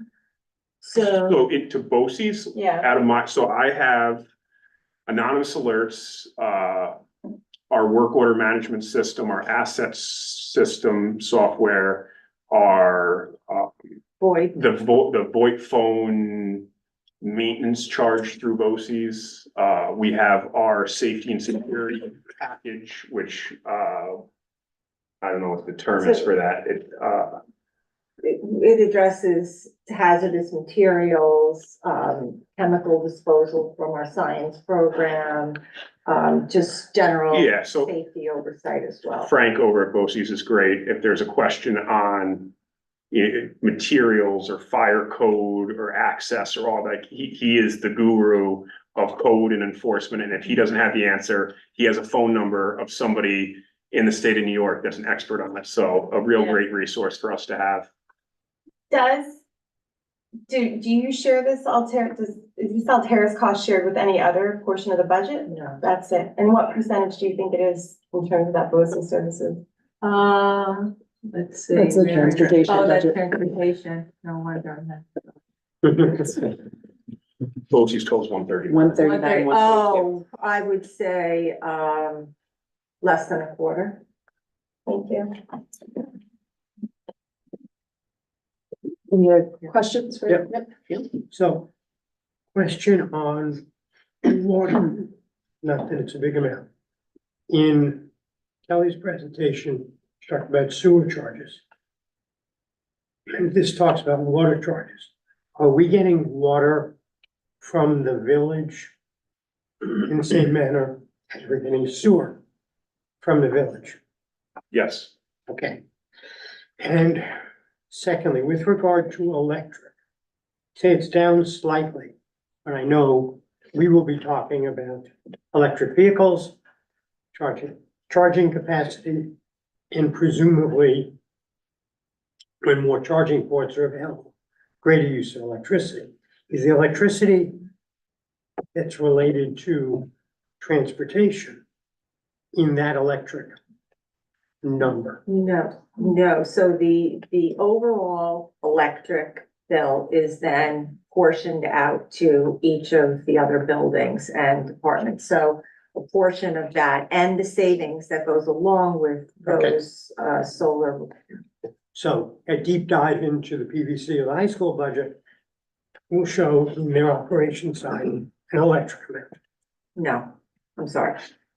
Just transportation. just transportation. Yes. Okay. So the others, through our financial reporting and the ESSA reporting, those reports, based on enrollment, will allocate to each of those buildings. So some things we use enrollment to allocate overall general expenses. Some we use square footage, building size. So no, it is not going to be in the individual budget. It's all going to be in Brad's budget with the exception of transportation. Joe's budget, yes. Okay. With that, I'm gonna toss it over to Joe. Well, thank you very much for having me. Really quick question. I'm sorry. So looking at the fuel and the gas budget, so do I remember correctly, are we part of a consortium for the purchase of those fuel, No? So gas in my budget is Con Ed natural gas Okay. to heat the buildings. Okay, so The it's straight. fuel in my budget is diesel to run our backup emergency generator. Okay. And that is the diesel part of the consortium? So Joe is going to talk about that. We weren't part of the Clarkstown consortium Right. with many other districts. That consortium has not begun yet. Okay. No one has picked that up. I think Clarkstown felt like it was someone else's responsibility at this point because they had done it for so long, and we have always been a part of that. But the timing of notification, they didn't notify enough districts in time. So what actually Kelly spent most of last week doing was getting us signed up on the Office of General Services bid. So she and Joe met. We did the projections for our fuel needs, and we got into the OGS budget for fuel, diesel and fuel. Well, thank you for that. Yeah. One other question, talking about fuel. My recollection from many years back is that when a new boiler was put in the high school, we had the capacity at that time to use fuel oil or natural gas, depending on pricing. Is that capacity still there? And are we ever looking at the way things are gonna use fuel oil? We, in the capital project, it calls for removal of all oil tanks from the district. Or I should say, yes, we have the three schools have existing oil tanks and they are being called be removed. But we don't currently use those right now. But because we're using natural CEP gas. hasn't run on oil in 15 years. PVC hasn't run on oil, I would say at least 10 years, and the high school wasn't able to run on natural gas until 2 years ago or so, and now it runs on natural gas. It is a dual fuel burner, but when we put in the dual fuel burner, it has gone to gas, and that's all it runs on. Okay. So. It's really great to hear all of this, Brad, and the way that you presented it, I think was so great. Like the statistics, the numbers, and all these things that it like really gives us a picture of how the district works and who keeps it running. And it's made me miss being on health and safety. I might have to call it for next year. I'm not hearing enough about air filters in my life. Watch out, I'm gonna be back. Sounds good. As Steve calls it, all that sexy stuff. That's right. I did it for how many years? Solar, real filter. 4 years and 5 years before I was on board, so. Thank you. All right, now we're gonna toss it to Dan. Can I go now? There you That ends the transportation part. So the first picture that you had up there, Yes. this one, just to remind everyone, this is a picture that was taken when we first received our first electric vehicle. Unfortunately, Marlena left, but this was the day that Marlena taught the transportation department and all of these students how to do the electric slide to present our electric bus. So I just wanted to remind everybody of that. So to begin with, our proposed transportation budget salaries. So we're increased just under 1% for the upcoming school year. The reason being is that we are requiring 2 less school bus attendants and the retirement of our previous head mechanic, at which point, prior to his retirement, we had a 5th mechanic. And in order to make that transition as smooth as possible, we had that 5th mechanic. So he was a top step employee, so he's no longer with us. That's why the slight increase. Contractual, basically Edutech, that would be the IT software, office cleaning, water sampling. We use Leprechaun Lines contractor to transport our high school students to their prom. Vehicle, property, and liability insurance, uniforms, telephones, et cetera. As far as fuel, we did go down a bit in fuel, again, because we are acquiring more electric vehicles. The electrical is actually down a little bit, as it was mentioned earlier. Even though the usage of electric is up slightly, the cost is offset by the overall reduction in price due to the solar panels. As far as software, we use the TransFinder routing program, Bus Hive, which keeps track of all of our drivers and monitors and their requirements through the New York State Education Department, and License Monitor. And as you can see here, the pie chart is basically showing the salaries are at 80% of the transportation budget. Contractual cost is at 8.4%. Yes, I'm reading it from here because I cannot see it. And supplies at 4.8%, fuel 5.5%, electrical 0.5%, and software 0.5% of the transportation budget. And I apologize, Joe, I threw the slide in at the last minute. Yeah, so that is actually a picture that was taken today. We'll see. Diane Ortiz, who is at the bottom row, second from the right, she actually set us up with Office of the Day through WHUD, and we received a visit from WHUD and lunch for the entire staff. Nice. So that was very nice, and as you can see in the background, we're all ready for St. Patrick's Day. You see in the back, so for those of you who don't know, transportation has a Christmas tree up at all times. And they decorate it depending upon the season, whether it's 4th of July, Valentine's Day, St. Patty's Day. And the young lady in the back, right in the middle with the reddish hair, she is the one that does the decorating of our trees. Caroline, yeah, does a fantastic job. Yeah, she was awesome. Right.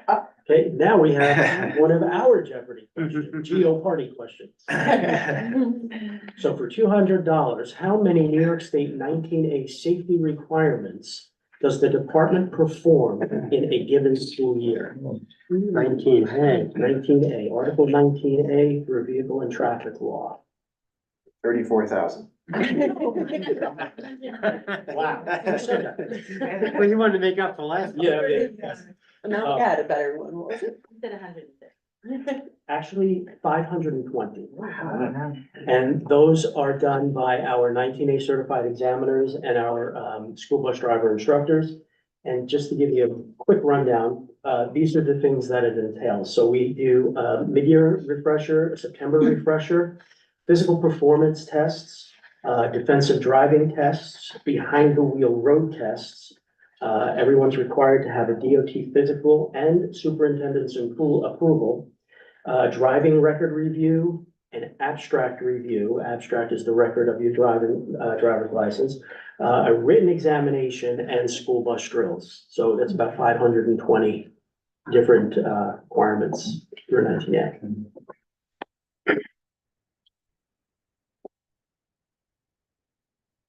Now we move to our staffing.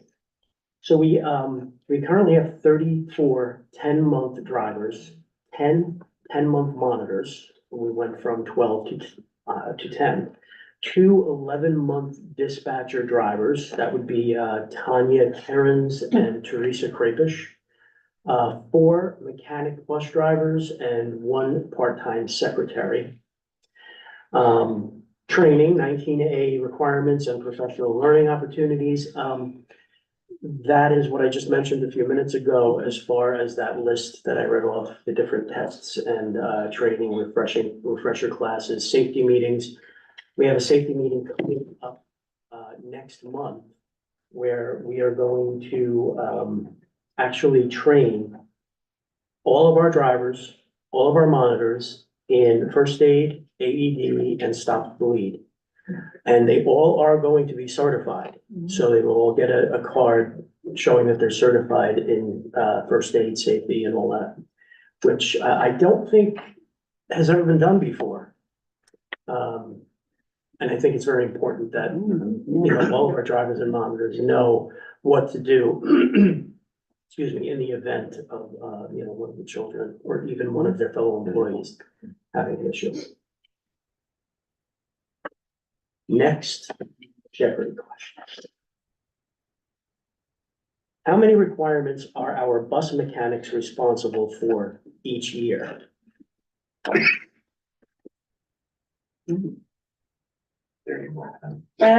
is 200? 200. It is actually 500.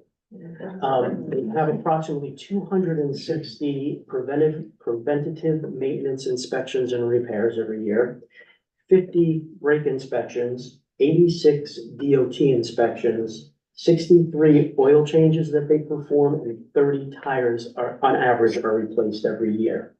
And that's not counting their usual daily maintenance as far as replacing light bulbs, headlights, engine lights coming on, mirror replacement, stop sign interruption, checking tire pressure.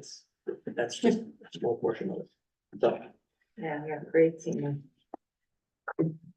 Now, as far as what we do in our mechanics section, we actually maintain 58 vehicles.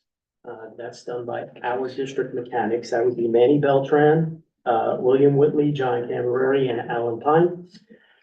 Phenomenal mechanics with an excellent DOT rating. They have actually, the last rating we received was 100%, meaning that not one vehicle was put out of service during the inspections. And that's quite a feat. And they are a full service garage. They do it all. So kudos to them. And then as you see, we have twice monthly DOT inspections. Those DOT inspections usually range about 4 to 6 vehicles, and that's done twice a month. And in turn, we need to have 4 to 6 spare vehicles out for approximately a week in order to cover those vehicles that are being DOT'd. And then as far as transportation, our fleet consists of 16 66 passenger buses. It includes 2 electric vehicles. That would be EV, which was the one we received, that I showed you a picture of earlier. Another one that we received last school year, that was named Lightning McGreen. Okay. I don't know if we want to make a mention as to where that name came from, but EV and Lightning McGreen. We will be receiving our third 66 passenger electric bus, probably in May sometime. We have 26 mini buses and caravans, 2 SUVs, and 1 being a plug-in hybrid. And our maintenance garage also handles 13 trucks and 1 Toyota Prius for the facilities department. So they basically maintain all of that. Is Christina here? Right? Christina, you were Lightning McGreen, right? I know dad jokes too. That's right. Very good. Yeah. Next. Jeopardy question. Before you go on, if you go back to that and we look at the drawings.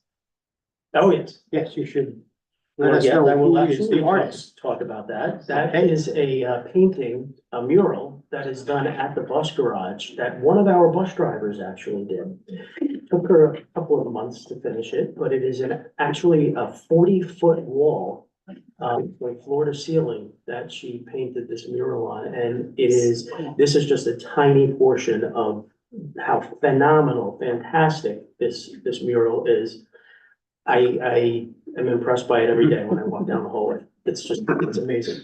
It really is amazing. Yeah, and everyone And in the photo is a real person. Yes, every driver is in there, and I welcome anyone at any time to come and see it because it really deserves being looked at. Okay, on to the Jeopardy question for 600. How many stops do our buses make in 1 year? Wait. That's what we got. Oh, did we skip one? I'm sorry. Yes, you're right. How many pre-trip, post-trips are important? How many pre-trip, post-trip daily bus inspections are conducted annually? That's pre-trip, post-trip bus inspections annually. What is 5,760? Pretty exact, I like that, but no. 12,000. 24,480 inspections annually, and that's done by our 34 bus drivers every year. We have 2 pre-trip, morning and afternoon, 2 post-trip, morning and afternoon. So that's 4 trips times the 34 buses that we have. That's 136 inspections daily, times the number of days in the school year, 24,480. So what did you say today, Brad? Safety? Safety's no accident. Safety is an accident. Like that. So now we'll go to the transportation question for 800. How many bus stops do our buses make in 1 year, including the summer?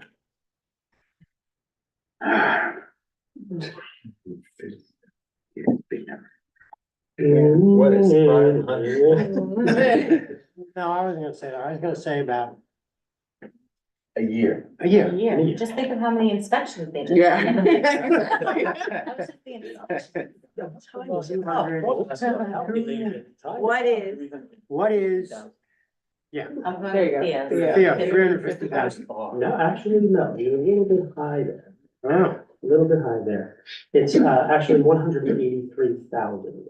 That's what I was gonna say. Exactly. Omar and I discussed. Yeah, and Didn't that want to is, steal anyone's thunder. just so that you know, that is basically just for our home to school, school to home transportation. On top of that, we perform, track, and, assign over 750 athletic and field trips per year.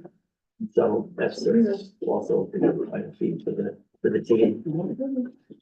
And here we go, there's another little section of our mural. Try to capture some of the homes within the district, the schools, Municipal building in the back. the dam, the municipal building, we covered it all. Okay. So we have over 1,100 students that we transport to 24 different schools, in addition to daily athletic and class trip events.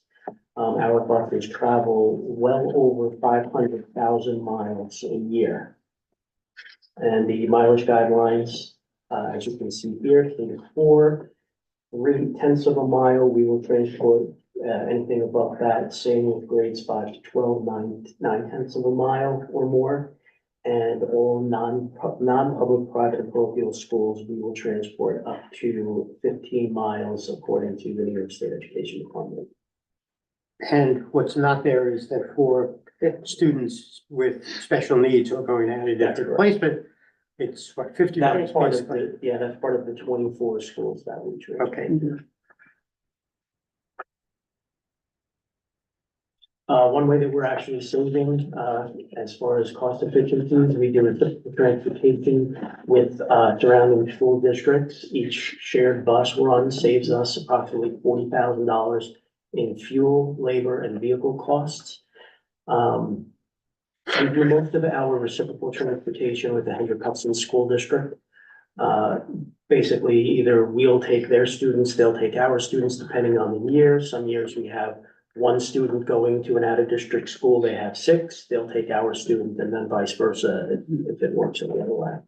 How many do we have this year, Joe? We 3 or 4? Three reciprocal transportations. We're going to Blythedale, Windward, and Clearview. OGS fuel contract, Kelly touched on that, and Denise touched on that earlier. That's the Office of General Services, and that they had our fuel bill bid for the 24-25 school year. We have automated our 19A reporting. All of those tests that I was explaining earlier, the 520, they are all now digitized, making it easier for us to electronically send this information to the state, DMV, when they request records from us. TransFinder Pro implementation. I spoke about that a couple of years ago when I first started, that I wanted to get that implemented. And sure enough, it is implemented after a lot of hard work. Thank you to Jared and his team. We got it implemented. It is now integrated with Infinite Campus, which is our district school database. So now we're able to communicate all of that information that comes from TransFinder into Infinite Campus, and parents are able to access that information, touch of a button. They can find out where their students getting picked up, what time they're getting picked up, what animal bus they're going to be on, all the information they need. And it's live, so it's updated constantly. So if we have a new student that moves in and it changes the times of one of our bus routes, that information is automatically updated. And then it works in the opposite way as well. Any new students that are put into Infinite Campus automatically come over to TransFinder, at which point we're able to route them, give them all of their busing information, and by the next day, parents are able to go online and check that to see what their busing is. Another thing that it really helps with the efficiencies is staff and not only parents, but staff is actually able to access this through Infinite Campus. So instead of having to make a million phone calls over to transportation, hey, what bus is this student on? What bus is that student on? They can just look it right up in Infinite Campus. And again, it's live, so anything that changes is automatic. Another aspect and efficiency of that is we are able to use TransFinder. Again, now that it's integrated with Infinite Campus, we're able to use TransFinder to contact families, parents, by an individual bus. So if we're on the Rabbit bus, for instance, we're able to pull the emails from the Rabbit bus through TransFinder and shoot a quick email out to them within minutes. If there's a bus broken down, or if there's a road that may be closed, we're able to access just the students on that road. And we can email those families and say, we can't make it down that road, but if you meet us at the corner, we'll be there at such and such a time. And that has worked out phenomenally. It's really been very good. What's next? Stop arm camera technology. The implementation is pending, Westchester County RFP, so we have an update on that. So the district was one of the first people to jump on board when the county requested the school districts to join in the stop arm camera initiative. So the county selected an RFP respondent. We are not sure yet who that respondent is, who will be providing the cameras. But whoever it is, we will be working on a contract with them, of course, with board approval. And it'll be finalized on county acquisition and contract agenda in the next coming weeks. The program should be online for the 24-25 school year. And we're hoping that we'll be able to get those stop arm cameras on our vehicles over the summer of 24. That is amazing. Yeah. Yeah, I'm Congratulations. sure we have all heard the number of cars that pass. It's horrendous. It's scary. It scares me every day because our lights are out, our stop signs are out. How do you miss this huge yellow vehicle with red flashing lights all over and you're still driving past? It's something that the drivers are trained so systematically, and in turn, the drivers train the students as to how to react in the event that a car is coming and the driver watches to see if there's a car passing through the lights, either from head on or behind. Students are told, keep an eye on the driver. When you get off the bus, look at me, eye to eye contact. This is the signal they're given, cross now. If they see a car coming, slam on the horn. That student knows to run right back to where they began, not to run across the street because a car is coming, but to run right back to where they came. And it's trained, talk about mind, muscle, memory. It really, really helps. And you'd be surprised how good the kids do, you know? It's really great. Okay, no. I have to ask one more question before we leave Joe, because this is something that I have to always ask about. Sure. So we've got the cameras. What is the situation now with like the reporting of where that camera information goes? Does it just go to us? Who is it going to now? Actually, we're having the drivers take down the information when they can get it. Yeah. And they bring it to me. I have a form that goes to New York State Department of Motor Vehicles. Right. I fill out that form and I mail that form out to DMV. Right. But that's based off of their visual reporting, That's or like based off what's gonna visual. be? So and then having the camera, what does that do differently? I know this isn't a budget question, but this is. Well, what that'll do Question. differently is that it'll allow us to inform or use these cameras to inform the local police department Mhm. that this particular vehicle went through the traffic light. We're hoping that by the connection between the person that violated the lights and the police department, it'll just raise awareness so that people know, hey, I better be careful. I better watch what I'm doing, because they're watching. Right. Great, thank you. Sure. You? I've got two or three questions. First, on those cameras, we will, is it anticipated we will have them on every vehicle? Every school bus. Okay. Secondly, to follow up on what Namika asked, I believe in addition to the communication to the police department, there also are some penalties that can be imposed under the motor vehicle traffic law. Yes. Not by us. Not by us, by the police. But police department. And that's one of the reasons why these stop arm cameras are no cost to the district. Right. Okay, two other questions. First is with regard to monitors. You said too fewer monitors. Yes. I know the need for a monitor could change if a student enrolls in our district, Yes. for whom we must provide transportation with a monitor. Is that flexibility in the budget in case that comes up? Well, the flexibility, I guess, can always be in the budget, but what we try to do in transportation is we try, if there is a student that requires a monitor, the majority of our special needs students are on smaller vehicles with monitors.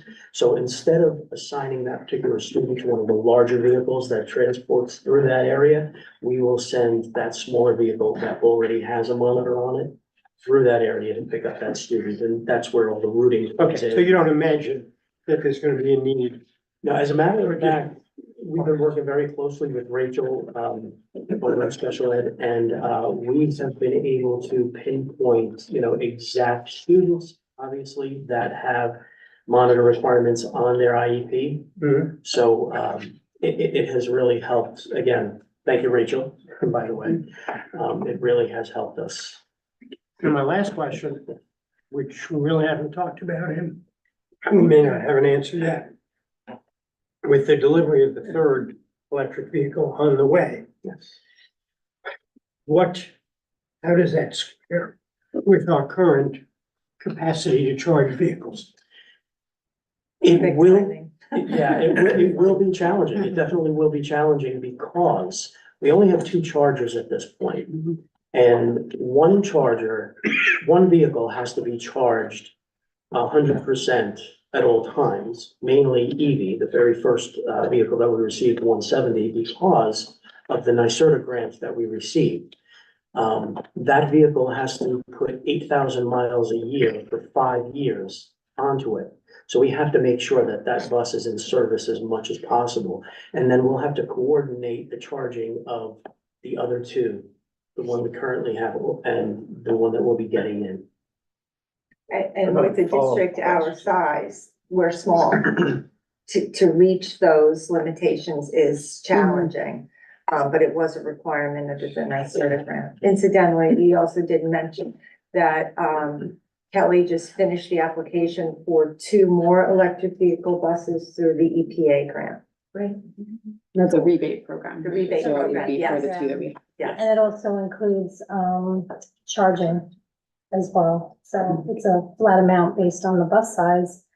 But if we had charging that we needed, since we're getting one more bus, we could use it for that. With the only other issue then being getting Giving us more electricity from electricity. Con Ed. This is a whole other discussion. Yeah, have we made any progress with Con Ed? We have regular communication with them. Yeah. That's good. Through the portal. I have regular communication with Con Ed too. They sent me a I mean, are we making any progress on it? I mean, Yeah, so our electrical consultants through the capital project have, initiated service requests, and we are making progress. But thus far, we do not have any sort of like an ETA on when they will come and really give us an estimate of what our increase. No, needs but we have a proposal, a financial proposal for the service, which is first. That's Spencer. That's Spencer, my bad, sorry, yeah. So we have it for Spencer, Okay. but we don't yet have it for transportation for the transformer. So we are faced with the challenge of having more vehicles than we could potentially charge. So right now, with our 4th bus coming in May, That would be our 3rd bus coming in May, and then we also have 2 other hybrids. So we are working off of those 2 chargers right now. And it's working, but it's very tight.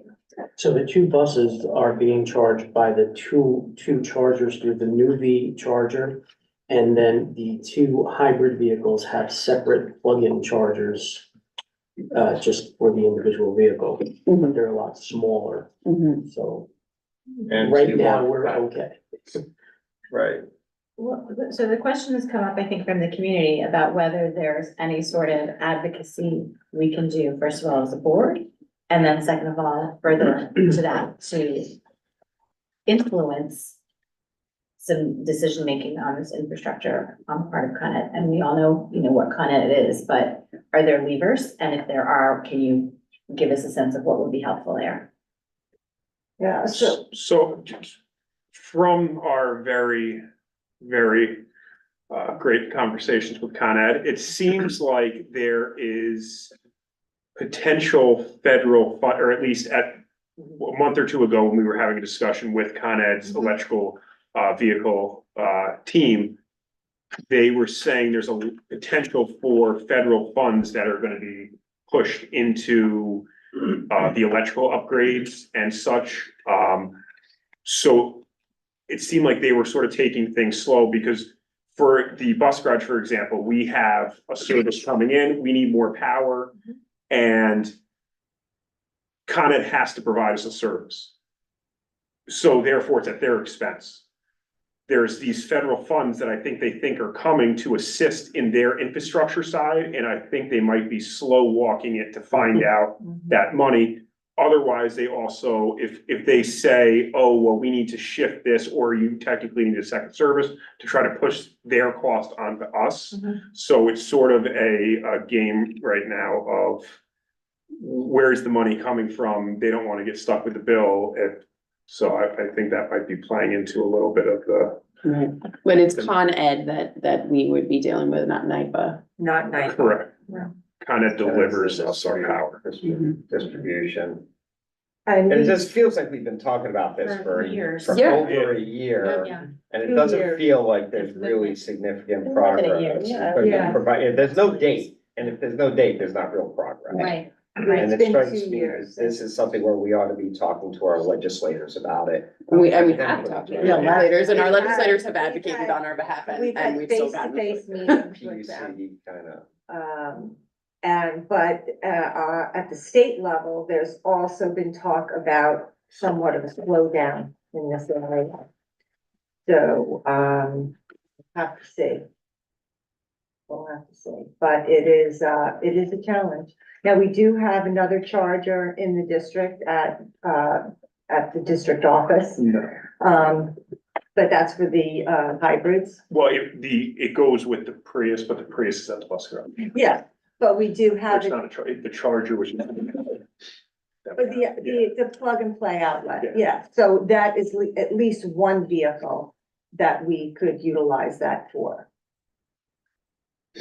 It's the charging apparatus is at the bus garage. Oh, you Right, transferred it, yes, because okay, of because the, of the mice? the mice. Okay, So that sign That has that's been- there that says for electric vehicle, there's nothing for the electric, vehicle to use at the moment. Not currently.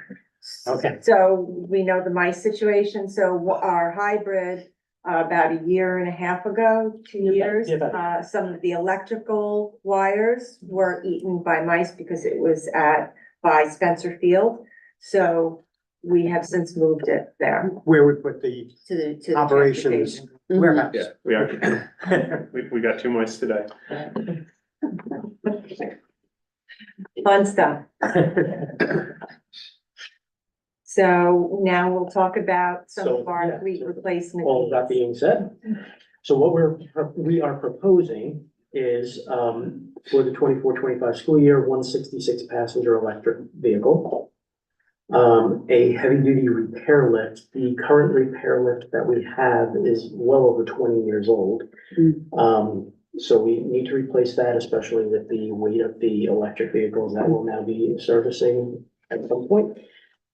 Just to let you know that in April, one of our head mechanic actually is going to Georgia to train on how to repair and maintain all of our electric vehicles. So it's a full day training class. lastly, we are proposing 336 passenger ICE vehicles. Those would be replacing 3 of our oldest vans. I would say they're from 2009 to 2012 with well over 125,000 miles on each. But what's happening is because of the back and forth and the weather here, they're starting to rust and corrode underneath. So we're at a point now where there's no repairing those. So those have to be replaced, and they have to be replaced as soon as possible. They've all been inspected, they've passed inspection, they will not pass inspection the next time the inspections come due. So those 3 vehicles definitely need to be replaced. And what I'm suggesting is the reason gas vehicles is because we will not be able to charge those 3 vehicles because we are currently at max capacity. And it's not going to get better until the capital project is done. And don't One, still, those vehicles, the lifespan yeah, will be what I at was gonna least. say was one good thing about that is that at least we'll get 10 years out of those vehicles based on the current mandates of having only electric vehicles in 2035. So 25 to 35, we'll get 10 years out of those vehicles. Is there also a difference in the lead time in delivery of the vehicle, of a ICE vehicle versus the? The ICE vehicles, we can get a lot quicker than an electric vehicle. And correct me if I'm I'm saying wrong, like 6 months as opposed to 12 to 18 months. Okay. and correct me if I'm wrong, Joe, my understanding from our conversation is that the 66 passenger vehicle we do not have the urgency for that vehicle that we do for these other That is 3 correct. vehicles. Okay. So the intent would be to have a proposition on the ballot, because of course we could not purchase these vehicles without voter approval. Whether we do it through a bond anticipation note, whether we fund it from current year appropriations or through a reserve account. So the intent is to purchase the heavy-duty lift repair and the 66 passenger vehicle through our transportation reserve. So we established a transportation reserve a number of years ago for the implementation of electric vehicles. So that would be encompassed in that. Our plan is to sit on that for a little bit, since we don't have an immediate need for it. So we're going to try to time that with hopefully approval of the grant and also the implementation of the electrical upgrades, so that we're not in a bind. And we do have time to do that. And then with regard to the 336 passenger ICE vehicles, we would put that on the ballot to be purchased through current year appropriations. So we would not be banning or financing any of these vehicles. So, 2 questions. The first is, as of now, unlike in the past, there is the 36 passenger, 30 passenger EVs are presently orderable. Yes, they are. Okay, because in the past, you couldn't even You get couldn't them. even order Okay. them, but yes, they are. But- And that's why I said like a 12 to 18 Right. month. But you said a 6-month timeframe for the ICE vehicles, which would bring us to November, December delivery. Is it possible, I think it might be, that inspection of the 3 vehicles that are being phased out would happen before December, and they would have to be taken off the road? It's all about the timing. Right. It's all about the timing. And if that happens, If what do we that do? happens, we will, again, we have 6 spare vehicles, so we can use the 6 spare vehicles. That would be our only out when it comes to that. We'd have to work with the Department of Transportation and again, schedule with them It's not easy, it's all about timing, but it can be done. Okay. And if I did put in a letter of intent to purchase those vehicles. Of course, there's no guarantee, but at least, Bluebird knows that there is the intent of purchasing those vehicles. So we lock in the price, number one, and then also lock in. So that raises one related question on EVs, which is, I know Bluebird recently opened a repair maintenance facility in Yorktown on 202. We have somebody who we're training to do things in-house and would prefer, are we utilizing their services? Right now, we Right are. now. Right now, we are. And is that We have under to. a warranty or under Yes. a? That's Okay, under so we're warranty. on a warranty, and for that purpose, Right. we can continue to use them until the end of warranty. Right. Okay, and that is a huge saving grace to have an electric bus repair shop from our manufacturer in Yorktown is huge. Huge. Can you just remind me the state requirement to go all electric is what year? 2035. And that's the whole fleet or just the large The whole buses? fleet. Whole fleet. And it's actually after 2027, you're not 2027, supposed to you cannot purchase anymore. any new ICE vehicles. Correct.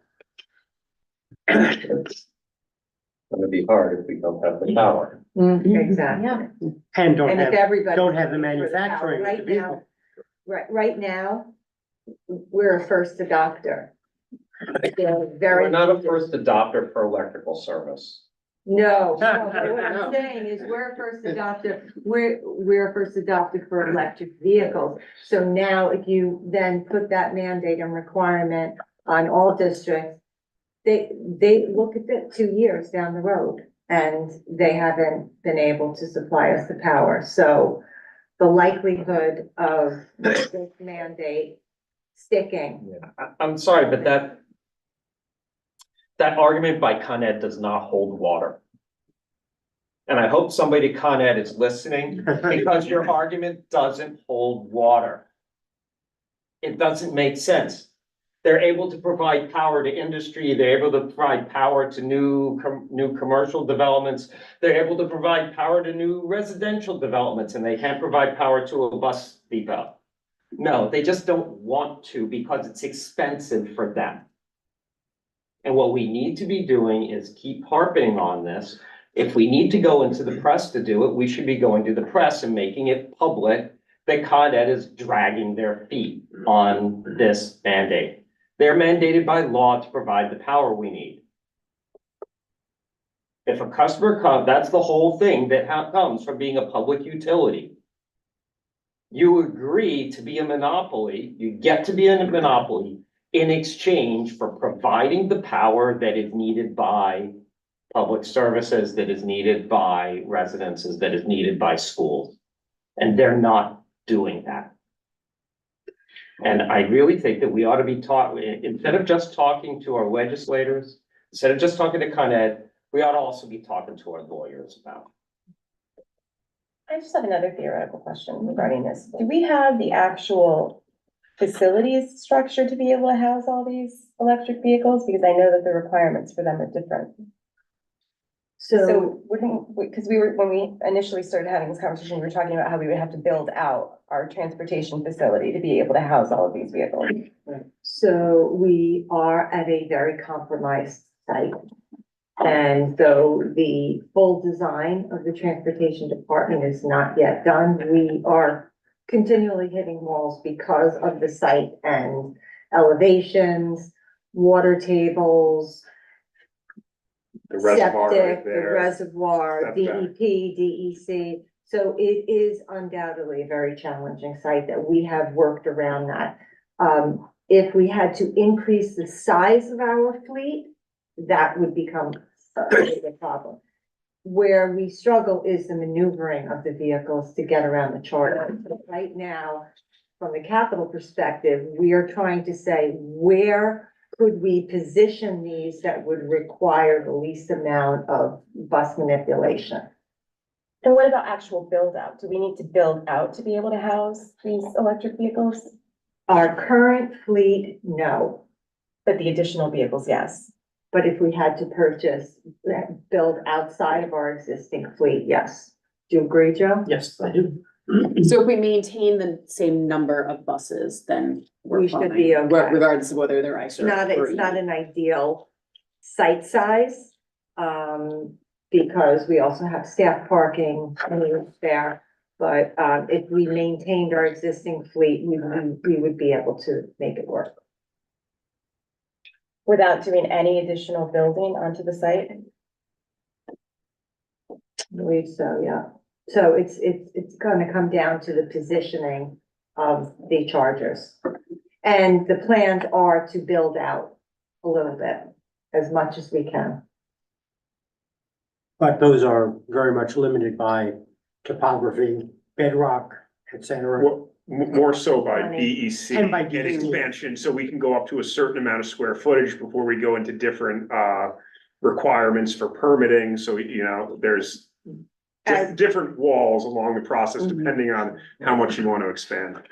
And of course, the more you expand, and then storm drainage and all the other things Water that go treatment. into being in the watershed with all that stuff And there is a large parcel of vacant land next door. next door, which I'm sure, you know, just talking about staff parking, you know, I doubt that the owner would say, I'll sell you 3 acres for a staff parking lot.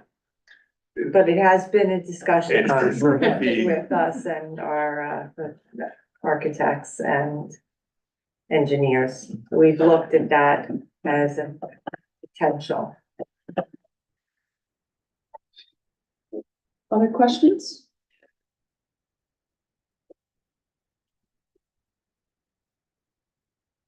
So some of our future budget discussions.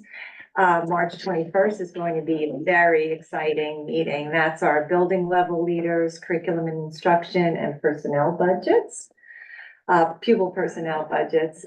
April 4th will be our superintendent's budget adoption meeting, followed by May 9th. That is a change to our original budget calendar that was changed a ways back. So May 9th, public budget hearing, followed by our public vote and trustee elections on May 21st.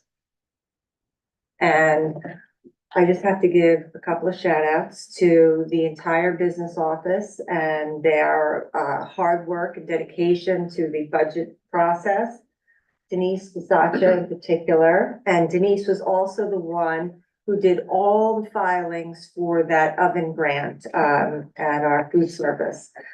In the midst of many other things, she took that on and was very successful, and she's already working on another one. And I just like to give credit to my team here, not only for their expertise and their commitment, but they're just so supportive and caring of the people that they work with, the people that they support, the people that they support, and I lean on them heavily, and I thank you so much. Thank you for your support. Thank you. Thank you all for presenting this evening. Thank you. Thank you. Thank you, Brad. Thank you, Brad, Kelly, Thank you. Joe, great job, guys.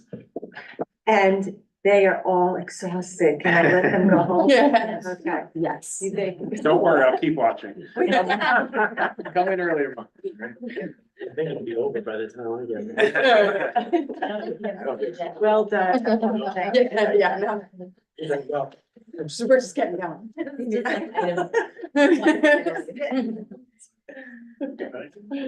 All right, thank you guys very much. Thank you. Get home safe. Everyone. Busy time.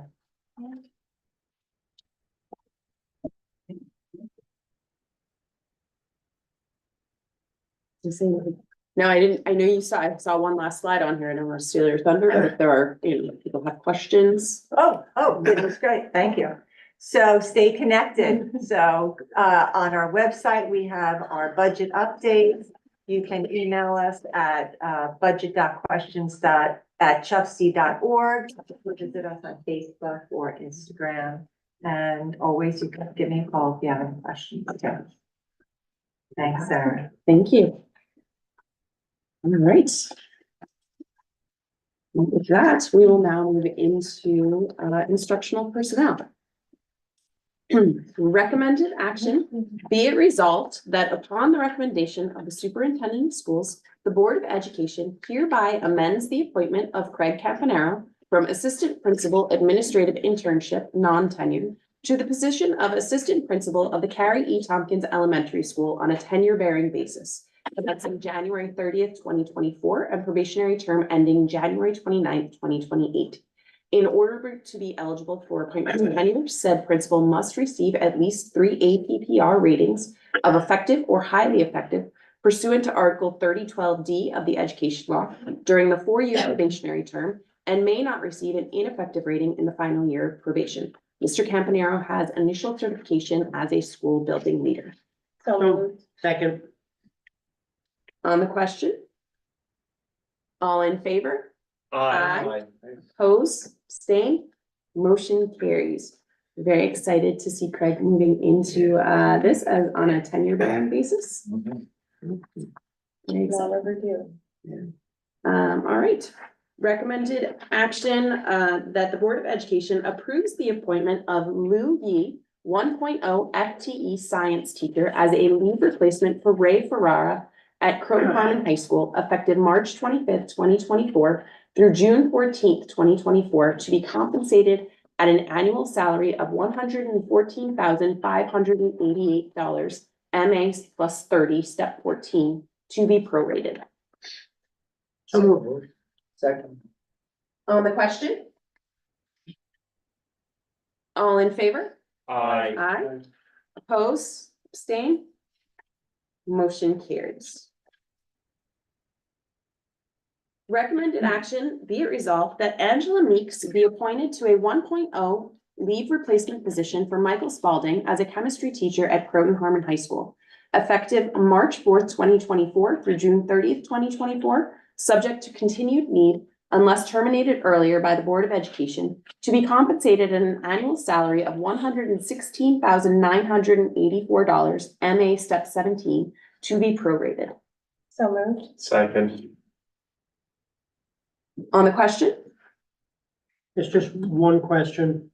I note that the prior individual we approved as a science teacher. And this motion was for a chemistry teacher. Is the certification of the prior person or this person different because of the difference in the motion? Or Just abbreviated from the earth science. Yeah, I believe they have different certifications, where science is the same tenure area, but within it has multiple certifications. so really, I guess it really doesn't matter if we say a chemistry teacher or a science teacher, because Mr. Spalding's leave replacement has a science certification, i.e. Yeah. Focus on chemistry. Okay. All in favor? Aye. Oppose, abstain, motion carries. Recommended action, be it resolved that Danielle Van Tassel be appointed to a 1.0 leave replacement position for James Casey as a special education teacher at Carrie E. Tompkins Elementary School, effective March 4th, 2024 through June 30th, 2024, subject to continued need unless terminated earlier by the Board of Education, compensated at an annual salary of $71,798, MA step 3, to be prorated. So moved. Second. On the question? Yes, I notice on the next agenda item, 4.4, the inclusion of, I'm sorry, 4.5, one after that, among the resignations that are going to be put before us to accept is Mr. Casey. Is there a reason that that this is a leave replacement position for Mr. Casey, when in fact he will be resigning? And Yes, so we've had discussions with the CTA leadership about that. That's, for practical purposes, we don't want to be recruiting at this point in the cycle for a probationary teacher.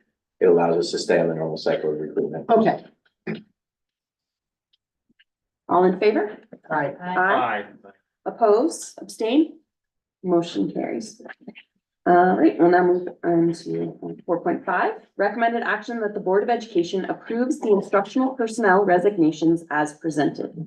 So moved. Is there a second? Second? On the question? I object to some of them. Yeah. Quite a few. They will be missed. It will be missed. They will be missed. Absolutely. I'm gonna chance to have them this spring. Yeah. So, we wish them all the best, but yeah. Absolutely, Not- well deserved. Not be easy to see them retire. All in favor? Aye. Oppose, abstain, motion carries. Now move into new business. Recommended action that the Board of Education conducts a first hearing of the policy 2120.2, new early voting by mail for school districts, and upon the unanimous vote of all members present, that the Board of Education waives the second reading of the listed policies pursuant to policy 2410 and adopts policy 2120.2. So moved. Second. On the question? Like a quick explanation, very quick. Very quick. Effective January 1st, 2024, the state legislature adopted early voting. No excuse early voting by mail. And applying it to every election, including school board elections, that will occur after January 1st, 2024. So this policy implements, makes effective for our district what the state requires. You will note, and this was not mentioned by Sarah in the president's report, that there is also absentee voting with excuse. The deadlines, the forms, pretty much, except for the excuse, the deadlines for getting an application, for submitting that application, for voting is exactly the same.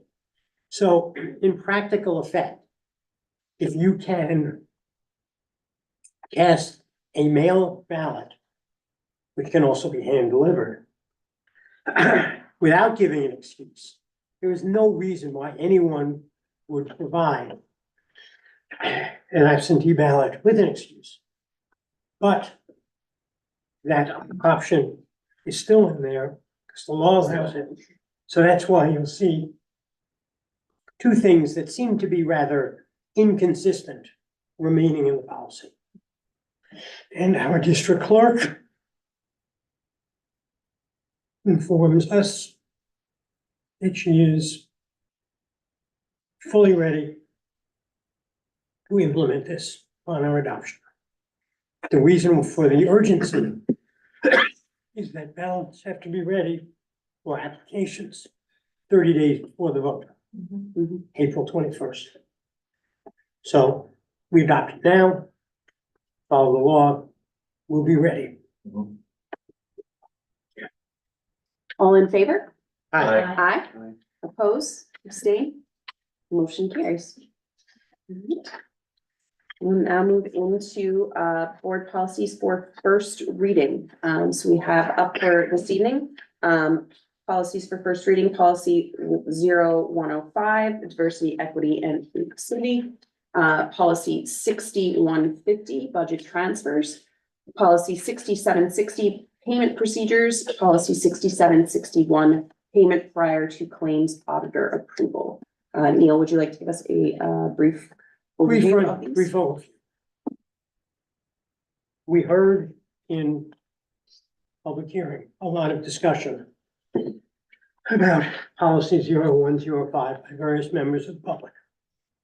It's a policy that has been worked on for months, if not years, by the policy committee. The iteration which we have, excuse me, was first draft prepared for the committee by Theo After which the committee engaged in extensive discussion over several meetings and refined the policy proposal that has been brought to us. Right. I don't think it helps at the moment to have a discussion as to why it's written the way it is, unless the board wants that now. It is the intent of the committee to ask for written comments to be submitted to the board at the board's website or email address, BOE@CHUFSD.org, with a deadline of May 21, 2 weeks from today. March 20. March 21. May 21 is the election. The committee will be meeting on March 26th, at which point we will look at all of those comments, consider them, see what changes the committee wants to recommend to the policy. Excuse me, for board consideration, and will then present either for second reading if those changes are evident, or for another first reading, so that the public can consider and the board can consider this policy afresh. The committee requested that the policy be reviewed by each building planning council and by the student faculty congress of the high school, so that we could get perspectives from those part of our governance and advisory folk. And at the same point in time, any member of the public who has any comment about the policy in general or about specific language that it would like the committee to consider is asked to have it sent to BOE@CHUFSD.org no later than March 21st. As far as the remaining policies, they are policies in the 6,000, 6150, 6760, 6761, which make revisions to existing policies based on the recommendation of our internal auditor when the internal auditor did the risk assessment, which we accepted last month, or in January, and also the purchasing procedures internal audit that was done by them. But if there are any questions on them, we can talk about them now, or we can I talk about actually have later. a comment on the diversity, equity, and inclusion. Okay, and just before you start, I want to be clear, that before you even ask your question on it, if I may, I just want to make sure that we understand for the purposes of everyone sitting here at this board table, and I'm so sorry to interrupt you, because it may be your question too, but is the policy's actual recommendation to the board that we not discuss the policy? Well, I was gonna speak to Thank that. you. I wasn't Okay. gonna actually speak No, to it's the, not. I wasn't gonna, well, I wasn't gonna speak to the policy. I was gonna speak to the process Mhm. because this is out of practice. And I do think it's important that as a board of trustees, we conduct our business in public. Yeah. So to the extent that you're putting it out here, and I want to thank the committee for their work, and you are asking for, a good opportunity for everyone to weigh in, that when it be put on the agenda for the March 21st meeting, it be put on again as a first reading, because certainly in practice, by the time that something gets to a second reading, it isn't discussed, and it's not our practice as a board. Certainly not what we've been, kind of led to believe by board leadership, that by second reading, we still strike down a policy. So. So to the extent that you want, and I'm willing to, entertain that, or I'm willing to have the conversation now. To the extent that you want public, and I think it is valid and noteworthy, and certainly this policy has asked for that longer consideration time by stakeholders in the community. It be put on the March 21st agenda again as a first reading. Well, I would say put it on the April business meeting for a first reading. That's fine, but the They next don't, time they that we don't, and I revisit it, understand. we have a community conversation about it for first reading again, Because- because we're not really doing Yes. first reading right now. And the comments that we received from the public by March 21st will be reviewed by the committee on March 26th. And perhaps your point is, and I think it's a very good point, that in April, we talk as a first reading Yes, of that policy as it may have been revised by the committee for Sure. presentation. absolutely. And so, when you have your list of items for the next business meeting, that we do that as a first reading. And I mean, that said, though, if there are questions or there are parts of the policy that we want to discuss right now, I think that we can discuss those right now as well. Sure. I'd still like to follow up to understand procedurally why this is the proposal. I'd just like to understand it, because I don't. Why is the proposal to put it on the agenda for today? And then to say that the public can weigh in over email, that the building planning councils of all, am I missing something? I'm sorry, everyone's looking at me like I'm speaking a foreign language.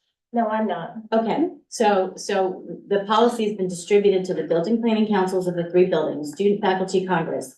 They are being invited to actually sit and have meetings. I was in one today at the high school with the building planning council, talking like in real time about the policy, like what's written here on the piece of paper, what the feedback is, and that was like a live conversation. And what I'm hearing, and I'd like to really understand it better, is the recommendation that, so why is it on the agenda tonight if we're not talking about it tonight? I'm just curious. I'd like to understand. I'm sorry if I'm missing something, because I feel like I must be.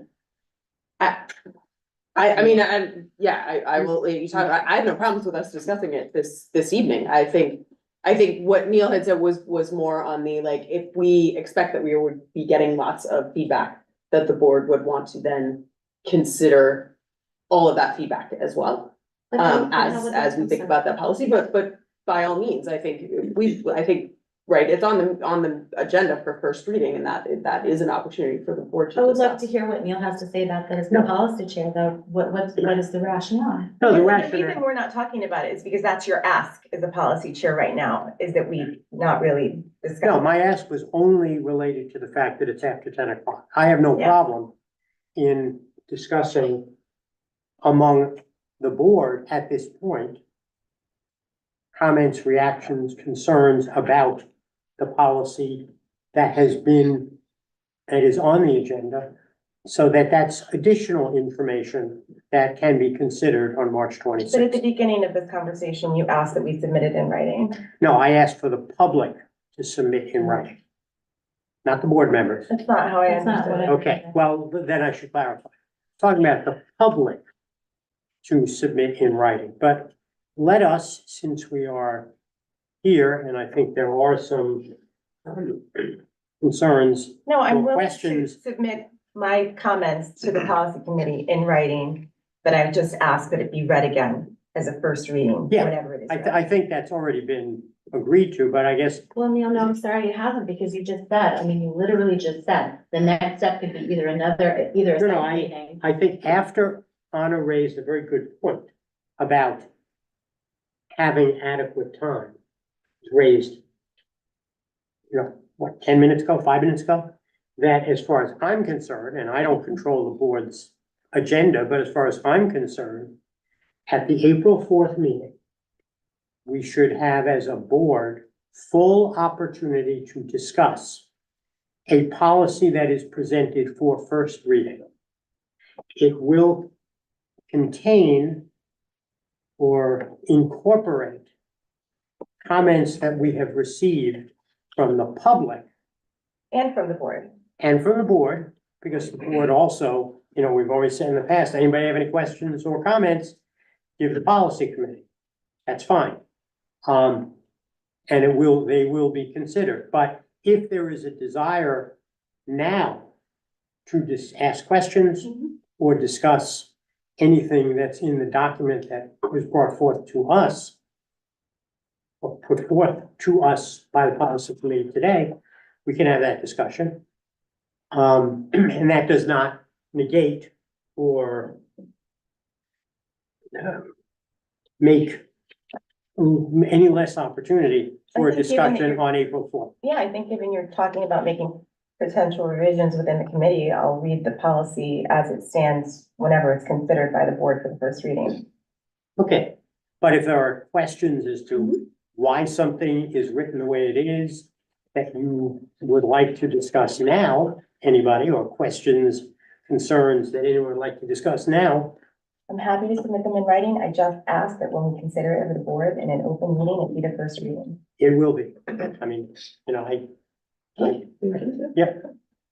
I would just say that I think as much feedback, I think this is a draft, right? So what we want is feedback from the community, from fellow board members. I think the goal for our next iteration is to make it even better, stronger policy that's gonna serve our community for many, many years to come. So I think I'm fine with the proposed timeline. I do want to make sure that we do get that substantive feedback, that we have the chance to do that, and that we potentially set a timeline for first, then second reading, so that we actually have kind of a finish line identified, because I think what we've heard from some members of the community that it's been some time since we've been trying to make this happen. And so my goal is to make it strong, but also to make it happen, so.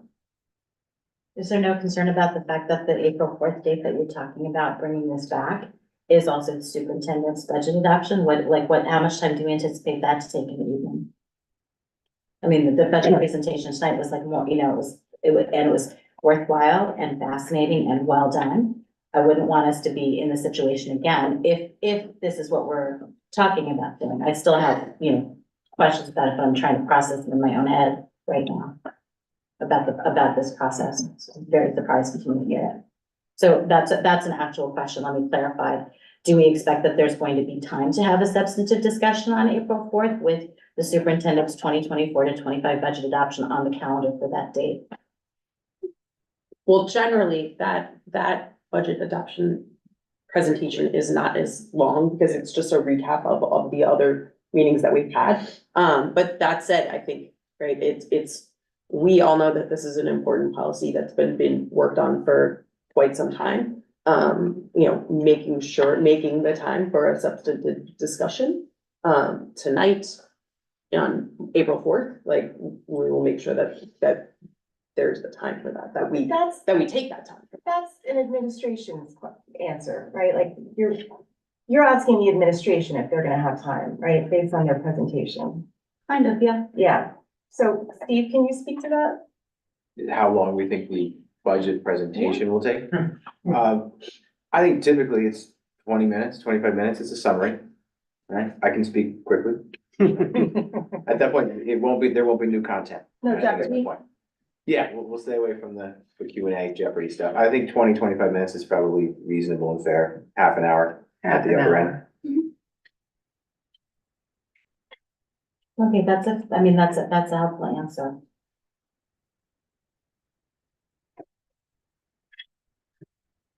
Does anyone have questions or thoughts or comments that they want to discuss about the policy right now?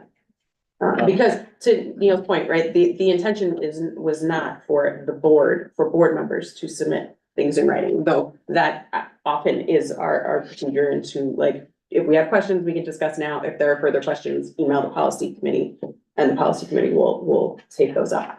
But if we want to have a discussion now, I think it's fine for us to have a discussion now as well. It's hard to engage in the discussion after there's like this sort of like effective silencing by the way that it was presented. So I'm not sure how I feel about it. I'm gonna just, again, be really straightforward about that. I was gonna ask, I received some feedback from the building planning council, from the CET building planning council today. And, I'm prepared to talk about it now, or we can, I can write it up and submit it, but I mean, I think the main feedback that I heard from the building planning council was that it's about time. That is, it's about time we had this policy. They were receptive to it. There were some concerns about, in one case, there was concern about language in the definition of diversity in education that may need some refining. There was specific concern about the words moving beyond at the top of page 2. Embracing these diversity, moving beyond tolerance. They wanted it to, they felt that they desired something that was more additive. It was more explicitly additive as opposed to contrasting. Moving beyond implies a contrast, they pointed out. And I think I agree with that. I think that may need some adjustment. And there was also some extensive discussion about the second paragraph of teaching and learning, which where there was concern about could this be misinterpreted, and whether and that decisions on curriculum material should be backed by research, not just by assertion. Right. So that was a concern. And there was a statement that it should be clarified more as to whether it's who's doing the if curriculum materials are to be examined for bias, who's doing the examination? Now, that may not be something that actually belongs in policy. That might be something that's procedure or regulation potentially in the future, but that's something to think about. There was also a comment about what do we do if state standards and our standards are not in alignment? Right now, we think that they are, but what happens if the state standards change? So there's a address that I had from the planning council.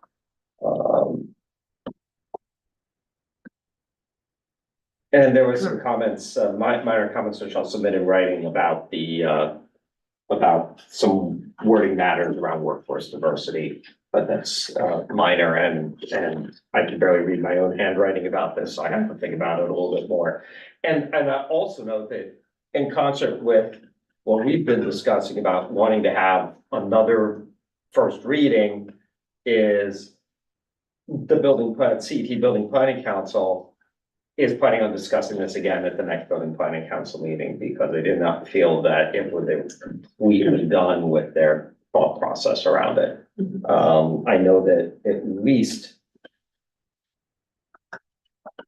two, and I think maybe 3 of the building planning council members wanted more time to work on it and to formulate their thoughts on the policy and to provide more comments. Thank you, Josh. I'm really glad that you actually mentioned that and that you put that out there, because I think it's given me like a little bit of an ability to now actually chime in on this. The Croton Harmon High School Building Planning Council also met and talked about it today. They firmly do not feel that one building planning council meeting was enough time. It took that hour and a half of that meeting to go through just the first page just the first page of the policy. It's 1, 2, 3, 4 pages long. The questions that we received from the high school students who are on the building planning council, some of them coincided with what you heard at CET. One of the questions was, it's really surprising to hear that we don't have this policy.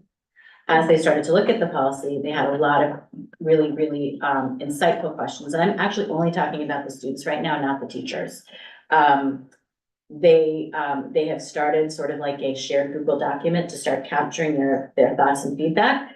But as you all know, building planning councils meet once a month. So the next time that they would be able to come together formally to discuss it is actually today's whatever, March 7th. The next date is going to be April 4th, which will be right around the time of the first reading. So that's their next opportunity now to really talk about this policy in detail. So just thinking about the timeline, and I have great appreciation for the fact that we've actually invited the students who are affected by this policy most directly to participate in the conversation. I think we need to be realistic about the timeline. This was offered to them basically within like the last 2 days, I guess. So it's not a lot of time to think about it. It's not a lot of time to react, and certainly not a lot of time to respond. And so on behalf of that group, I'm going to sort of state that for the record. Further to that, there's a tremendous list of questions that they have. And I'm going to surface a few of them here because I think that if the policy committee is meeting again in the interim before this was like, I guess I'm going to qualify it as like a pretend first reading because I still don't really understand. Zeroth reading. The 0th reading, so in advance of the actual first reading, this is a sneak preview. I'm gonna look at it this way. See, I just got there. I reframed it. This is a sneak preview and I'm super excited about this sneak preview. But some of the questions that came up were the following. The students had some questions about whether whether the goal of the policy is to sort of talk about what Croton Harmon Schools value and the Board of Education, who is the owner of the policy, values as like their values, or is it really about practice? They're seeing a lot of things. And again, this is coming from the students. So I just want to like be very, very clear about that. Is it sort of like what we think, or is it about what we're going to do? There's a lot of both in here in this document, and that was a really crucial question for them. The other thing that they pointed out very specifically is that the definitions of the terms that they're seeing here at the bottom of this page are not necessarily the terms that are actually in the document itself. So we're defining terms like educational equity, inclusive education, diversity in education. And those specific terms don't appear necessarily in those specific ways throughout the body of the text. So there was a question about what the rationale was for that. There was also a question about what the rationale was for diverging so significantly from NISBA's policy 0105, which is the state school boards association sort of like baseline template boilerplate policy. And they wanted to understand why this reads so differently from what they saw there, because they looked it up during the meeting. There's a question about whether the term diversity itself could be defined rather than just diversity in education as it's stated here. What does diversity mean? And they flagged the fact that it means different things to different people. Again, these are the students. So, and also just to be clear, it's 3 of the students. I'm not going to touch on what the teachers had to say yet, because I feel like that's not my role in that space. But I think that they had some really legitimate concerns about things that sounded a little vague to them in the language here. They raised some very important concerns about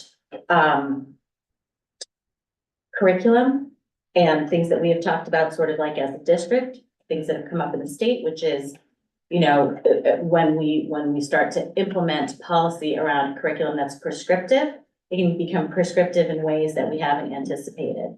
And that it's something that we just have to keep an eye out for, I think, across the board. And that's something that our teachers are going to be concerned about. And I have to imagine all of them will have feedback on this. The last piece of it is, I think, you know, the high school building planning council is going to spend as our homework, what we're going to be working on till we come back in a month to look at this again, is actually revisiting district policy 4810, teaching about controversial issues. Because one of the questions that we had in building planning council was, how does this policy interact with all the policies that it's cross-referenced here? And How does it support it? How does it expand beyond it? And how does it align specifically, for example, with that policy about that teaching about controversial issues? One of the statements that was made to me anecdotally at that meeting is that if there would be one policy that our teachers are carrying around in their pockets in the school district, it's this one. It's a really good policy. Yeah, and so, what I would say is just based off of that, again, that was a conversation, an hour and a half, 1 page. I will have comments on pages 2 through 4, but I can definitely save them for the April 5th meeting. Thank you. Okay.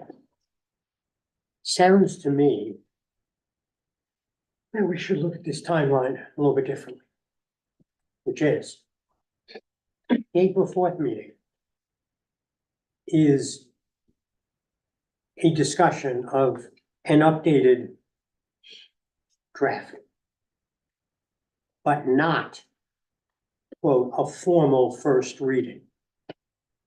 It can be a reading 0.2 as opposed to a first reading, whatever we call it, where we all will give our thoughts. We will have thoughts from the public. We will not adopt as first reading or considered a first reading. And we're gonna come back after hearing what building planning council say at the next meeting. I will tell you, I went to the EVC building planning council. There was a much smaller group of people and the comments were not as extensive. But that does not mean that they should not have another shot and that there should be continued discussion at CET, Building Planning Council, high school, Building Planning Council, and student faculty congress. We should talk about what the process is for student faculty congress, and maybe I can chat with you about that. And public input as well. And so what I see is actually a first reading, quote, real first reading, not until May. And then consideration for approval thereafter. One of the things that administration requested is that we do this work expeditiously so that during the summer, when teachers are working on curriculum, and teachers are working on other things they do, they have something in place. But from what I'm hearing here, that is less significant than making sure we've heard from everybody and that we have the best possible product. I don't think it's unreasonable to think that this will be passed by the end of the school year. And maybe, we'll see. I think we could do this by the end of this. I think we could do it by the end of the school year. We just need to, I think we need to have what would be helpful, I think, is to have a written down timeline for this. And because I think deadlines are focusing. They can help motivate people to respond and. I think you should set that out at the April 4th meeting when you have an idea of the body of feedback that you're getting. Well, we'll discuss discuss on March 26th and present on April 4th. April 4th is both our meeting and the building planning council. Right, but present the timeline. Yeah. So we know. Perhaps the policy committee could come up with a timeline sooner than that. I think that we could have a quick confab and come up with. Yeah, we could. So in advance of the scheduled meeting on the 26th. If we can arrange to get together, the three of us and administration, to discuss a timeline, sure. or perhaps administration could suggest a timeline that works together with, I mean, it needs to go, it's going out to,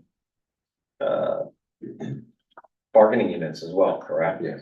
So we need to understand that timeline, and, we need to figure out, Student Faculty Congress meets roughly every 8 school days. A G Day is coming up, Monday's a G Day, okay. I'll be there, okay. Okay, All right, yeah, well, so it's, so to deal with the timeline issue, we'll figure out how to get together, because we have to meet for the purpose of discussing this. what I was in public. suggesting is that if Monday's a G Day, this is too soon to give it to build to Student Faculty Congress and expect them to have real meaningful discussion of it that comes to conclusion on Monday, given that it's now Thursday. Realistically, it's gonna take another G Day, Yeah, right? we would only get the policy to everybody and then give them time to review it. Right, Yeah, The and following G day. I mean, that timeline is the least if we get- concern, yeah. because it's every 8 days. it's every Right. 8 days, right, but they're busy high school students too. Right. I think they make time for what's important. Yeah, I do, I agree. But let's. Okay. Yeah. As a policy committee, we can figure out a timeline. Yeah. As I think we're really talking about a discussion item, April 4th. We're gonna have to meet after that discussion, after we receive public comment on draft 1, which we can think about, and obviously draft 2 would be available for April 4th, and then we'll go thereafter to have a true first reading after we receive more comment and more input from those various folk. And I appreciate very much the fact that Anna, you and Anamika, you brought up the question of, ensuring that there was adequate time for discussion and consideration by a broader group than just the policy committee and administration. And it was not in any intention, I think I can speak for everybody in the policy committee, an idea that we did not want the, That was input. never implied, it was just, Yep. true, this is unprecedented, and certainly in my tenure on the board, Well, to have not first reading, not be a first reading or a preview or anything like that, and I just wanted to make sure. Yeah. That when we openly discussed it, it was a true first meeting, and the business of the board was conducted in public. and I agree with that. I will add that years ago, we did have revisions, significant revisions to the code of conduct. And we went through a similar process of having different entities or groups look at it, had a public hearing, which you have to have for code of conduct, had, a special meeting where people would come and talk. So process is, needs to be tweaked or Sure. modified to meet the need, and I think we've heard very clearly that there is a need for, following a different and more considered timeframe and path. Well, now considering that, like, what you mentioned earlier this evening was that this policy it's been like in the works for more than 2 years, right? Isn't that what you said, that it's like people started working on this specific policy more than 2 years ago? Yes. Right? So we spent 2 years working on it to sort of ask the community, to ask the board to review it, like in a period that's like, less than 1/24 of that. I think that is actually asking a lot of people to look at it so quickly. And I think, it's a testament to the hard work and the time that you've all put into it, that it's been done so thoughtfully. It's very obviously well considered. And there's a lot still, I think, in here to talk about and review. And I think to give your effort collectively as a policy committee your due, we should be taking the time to take it seriously. There's no attempt to sort of slow it. The attempt is actually to make sure that it's reflective of what we're trying to accomplish by creating a policy like this. And I think it is important for it to at some point go beyond the policy committee itself to the full board and to the other stakeholders, as we've talked about, because what was the genesis of this in the first place? It is, again, it's going back to like, sort of like the community, the students, the teachers, the faculty, staff, and administration. It's for all of us. It's for the entire learning community. So it is really, really crucial that those stakeholders have a voice in shaping something that's gonna be on the record books. For, you know, like, we know that there are policies that don't get revisited for like 20 years, right? So it is actually really, really important.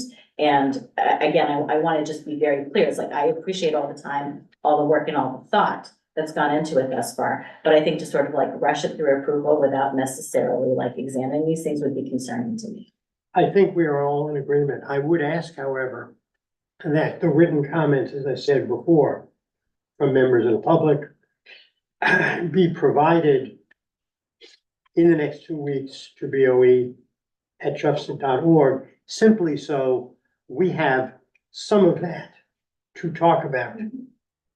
Doesn't mean that, as you've heard, that our final first reading presentation policy will be based only on what we've heard in the next 2 weeks.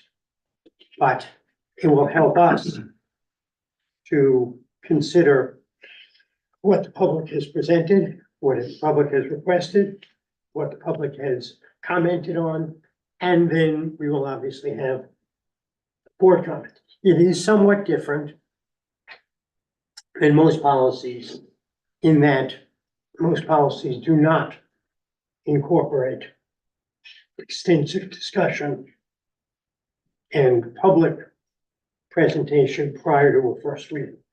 I think, as we've heard, that's important here, and we should make sure we do that.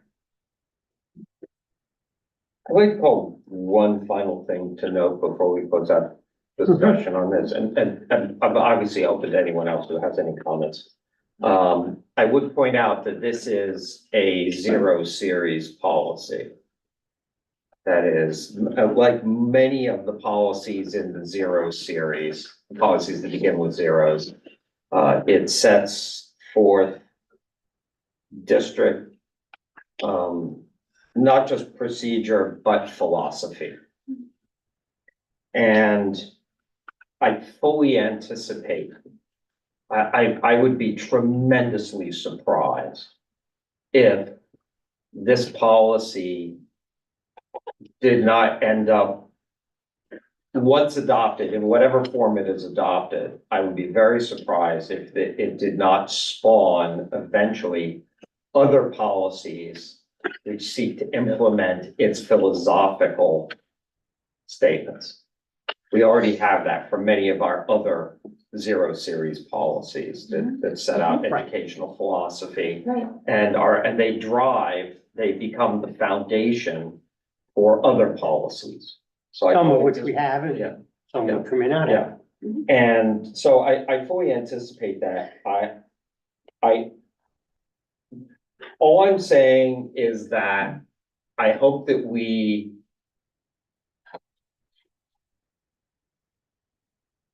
I'm cognizant of not letting the perfect be the enemy of the good, but, and I don't want us to get so delayed. I really want this to get done before the end of the year is what I'm trying to get at. I think that's doable. Right, and I think that's doable.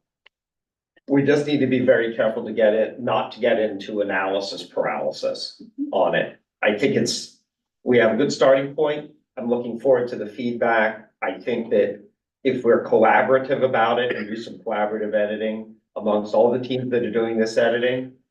I mean, I love the fact that Building Planning Council has created a collaborative document to discuss it. I presume Student Faculty Congress will end up doing something similar. And I don't believe CET hasn't done that yet, but and I'd be interested to see what PPC is going to do. But I think those are all things that may help us move faster and so that we can meet this new revised timeline. I just want to add one thing from what Josh said. When NISBA back in 2020 or 21 recommended policies, revisions and new policies concerning equity, diversity, inclusion. They also set forth recommendations to changes to some of those more specific policies, like 4810, which in our calendar as a policy committee is kind of what we would look at once we've completed this one. That's not to say that if there are comments about things like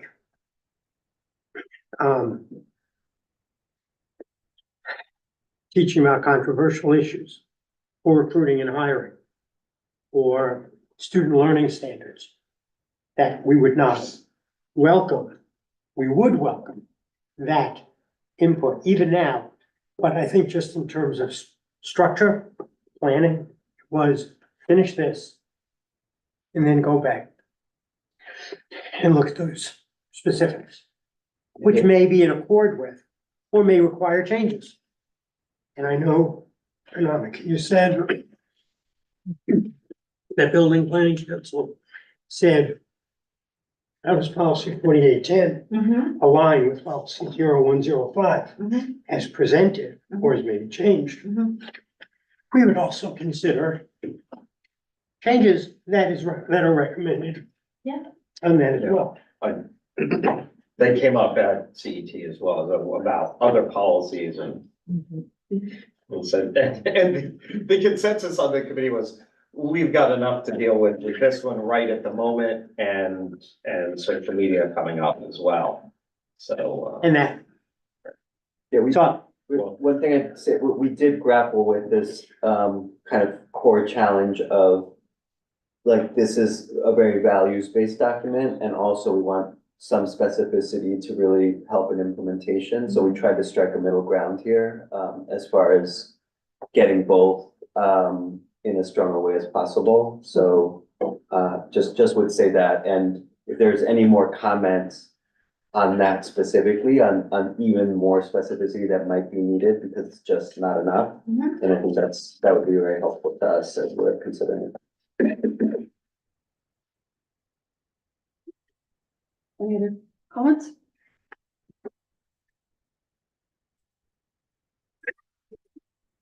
With that, we move on to donations. Second reading. Oh, I'm sorry.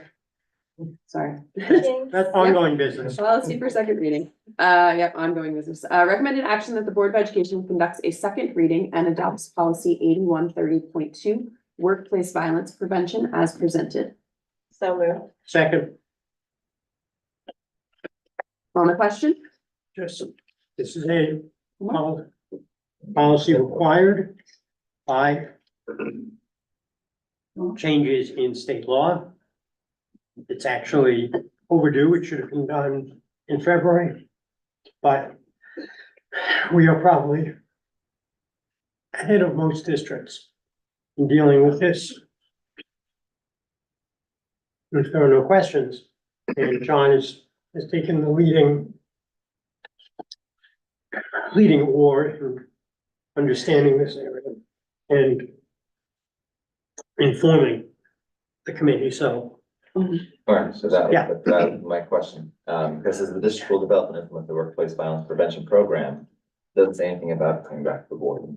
No, that's Sharing the board an what that program is. implementation. Mhm. That's an implementation of a policy, of a program rather, which is set forth in statute. The program, like any other implementation of a policy, does not come back to us. Okay, we obviously can ask, I was gonna say unless we ask. but we don't adopt that. You know, there are certain things that we are required to adopt. You know, like the attendance policy or whatever it is. That's really their role as administrators to do it and do it in a manner consistent with state law and Department of Labor regulations. Okay. Thank you. Any other questions? All in favor? Aye. Oppose, abstain, motion carries. Now we will move into donations. Thank you for correcting there. Recommended action that the Board of Education gratefully accepts a donation from the Croton Police Association Incorporated in the amount of $500 as a contribution to the Charles Rigel Memorial Scholarship 2024 at Croton Harmon High School. So moved. Second? On the question, just a bit of background for the board and for the community at large.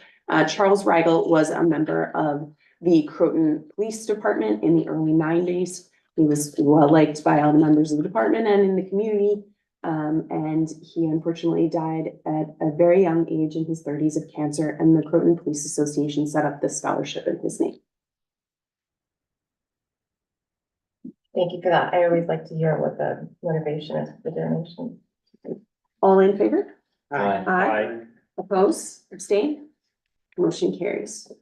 7.2, recommended action that the Board of Education gratefully accepts a donation from the Women's Club of Peekskill and Portland Incorporated in the amount of $100 as a contribution to the Peekskill Portland Women's Club Scholarship 2024 at the Croton Harmon High School. So moved. Second.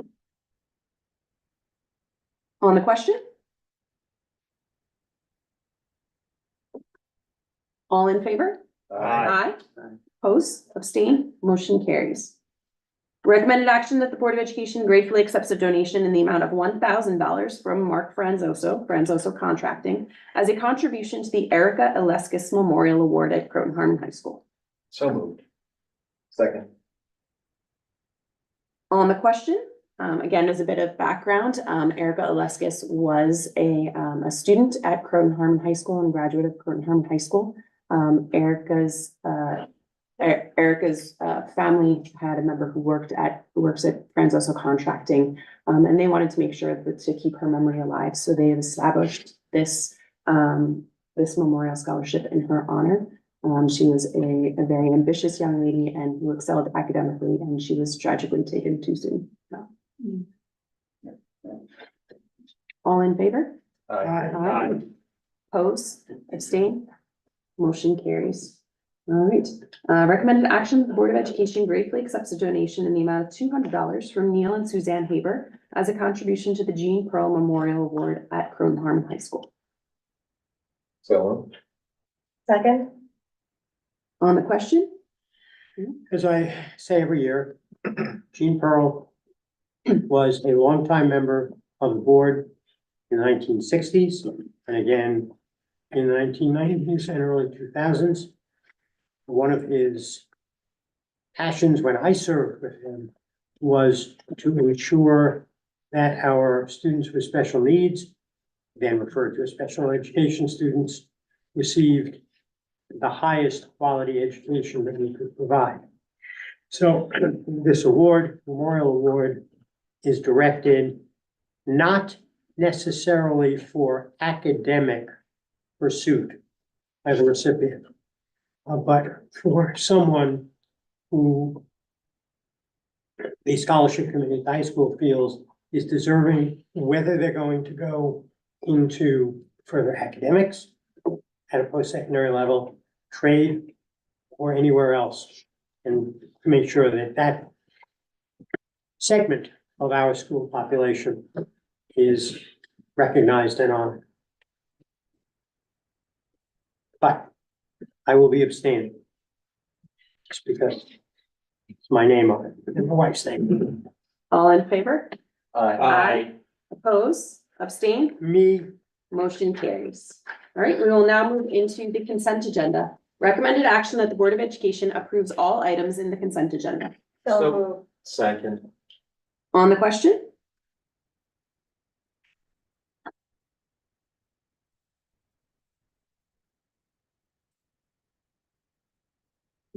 Just a moment.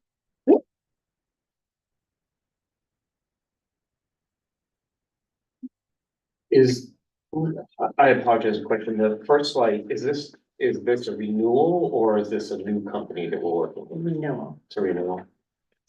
Thank you.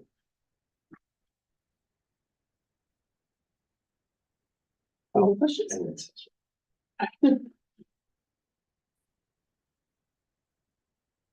All in favor? Aye. Oppose, abstain? Motion carries. All right, we will now move into our second hearing of the public. Again, we ask that if you would like to address the public, you can do so at the podium here, and please keep your comments to 3 minutes. Evening, everyone. My name is Linda Jones. I live on Morningside Drive. I wasn't planning on speaking tonight, but I feel compelled to do so at this point. Some of you know I was on the school board for 6 years. I was on the policy committee for many of those years. So I can appreciate what it takes to get a good, strong policy that works for the district. I am disappointed, though, that this policy 0105 DEI is taking so long. It's been 2 years since the board adopted the recommendations by the equity stakeholder group. There have been lots of discussions and meetings, yet we have no policy. You know, the policy is the guidance for the district, for the students, for the teachers, for all the staff. So the absence of this important policy leaves everyone to their own devices to do nothing or do maybe the wrong thing because they need this policy guidance. To say that we hope that something will be done before the next school semester is just not acceptable. We really need to get this done. I understand that committees meet, you know, once a month or whenever they meet, and that's challenging. But, you know, given the fact that we're 2 years down the road, I don't understand why it takes so long. So I urge all of you, one, to remember that this is of critical importance to the community and more importantly to our students. You know, for those who have been on the board with me, you know, I say this all the time. It's all about the students. What happens to the students the last 2 years when we didn't have our policy in place? You know, all the things that we say are important. The first sentence of the policy is a good one. It says excellence in education must include a commitment to diversity, equity, and inclusion in the entirety of the educational process. So if we really believe that, and we really want that to be in place for our students, let's get this policy done. I understand we need input from all the groups you mentioned. I was at one of the work sessions of the policy committee recently, and it was my understanding that the Student Faculty Congress and the Building Council group, they were gonna get the draft and provide their feedback to the policy committee before the February break. So now I hear that it's just going out to them now. So I don't know what happened, but we can't delay any longer. And I'm not saying it's an intentional delay, but we really need to make a commitment to get this done and not say things like, I hope maybe we can get it done before next semester. So I appreciate your attention to this matter. Thank you.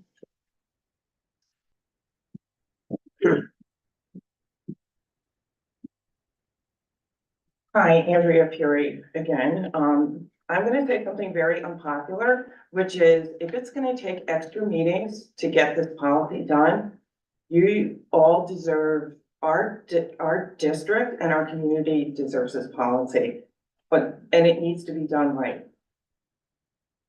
So I ask you to make it happen. And an election is coming up. People are very concerned about this.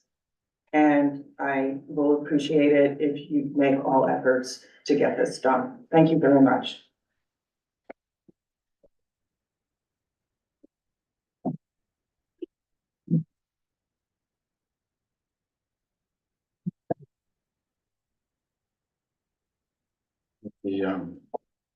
The board was wise in postponing this for public comment. One, you've got a history of screwing this up, right? Number one, 3 or 4 times, including the committee, bringing in people that never should have spoken before that committee. It's also a problem with all sorts of organizations, that they're inbred. That people think alike, which most people in this district, as represented here, share political beliefs, which is hard for us on the outside. An example was what happened over the library. It's supposed to be a nonprofit library, nonprofit village committee, nonprofit voting group from the outside.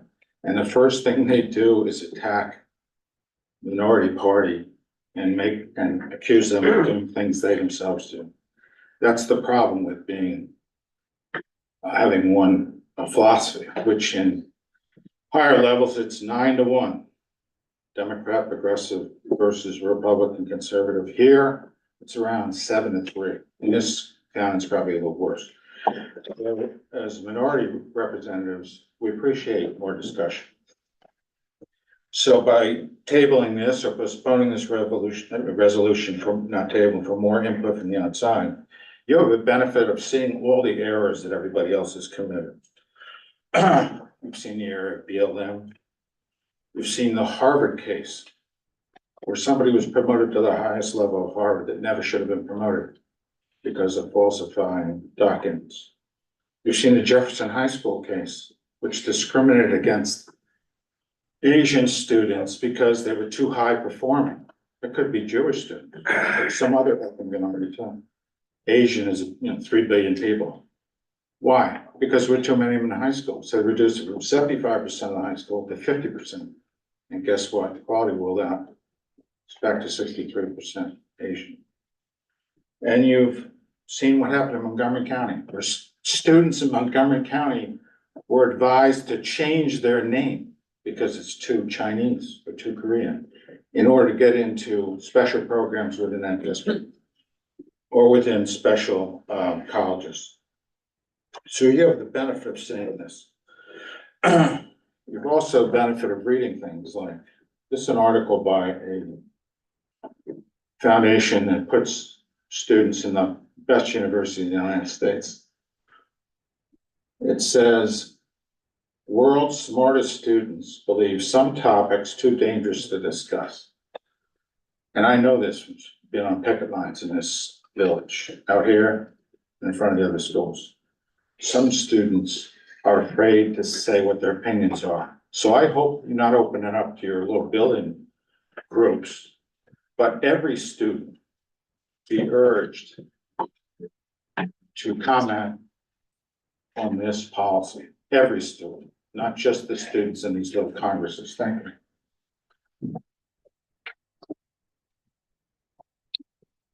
Miles Scott, I have to agree. I share our last speaker's concern about discrimination against Asians in particular. If only we had a policy that said something opposed to discrimination, something that promoted equity and equality for all of our students. I think there's a committee, which one it is, like a public outreach or something, a subcommittee. I love you all dearly. I appreciate all the hard work you do here. For that committee, this was a real fail. There were like burritos on the menu. People came for the burritos and no burritos were served. We didn't have the discussion that we're supposed to have at this meeting. That was unfortunate. And we lost something that we could have done productively here. Everybody did want to hear what the board members had to say. In that time we spent discussing the process, we could easily run down the line 5 minutes from each on just the basics of where you think they should have small improvements, things you liked about it. We could have moved forward with this really well. I'm frustrated that this meeting wasn't as good as it could have been. Thanks.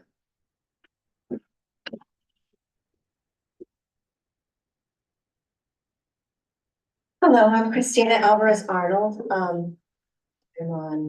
I have 2 kids in the school.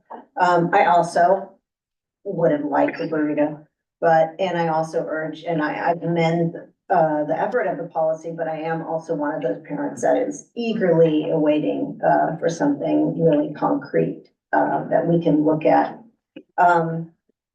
Aside from that, I just wanted to let the board know and the administration that 2 days ago, there was an announcement of new funding available for electric school bus infrastructure. The amounts it's going to be administered by NYSERDA. The amounts start at $25,000 and it's specifically for developing some of the problems that we're working with now. So putting in a new charger, for example, or even the surrounding infrastructure. It is going to be based on the number of buses a school bus has or has purchased. So I think Croton is actually in a very nice position for this. And they're accepting applications now on a first come, first served basis.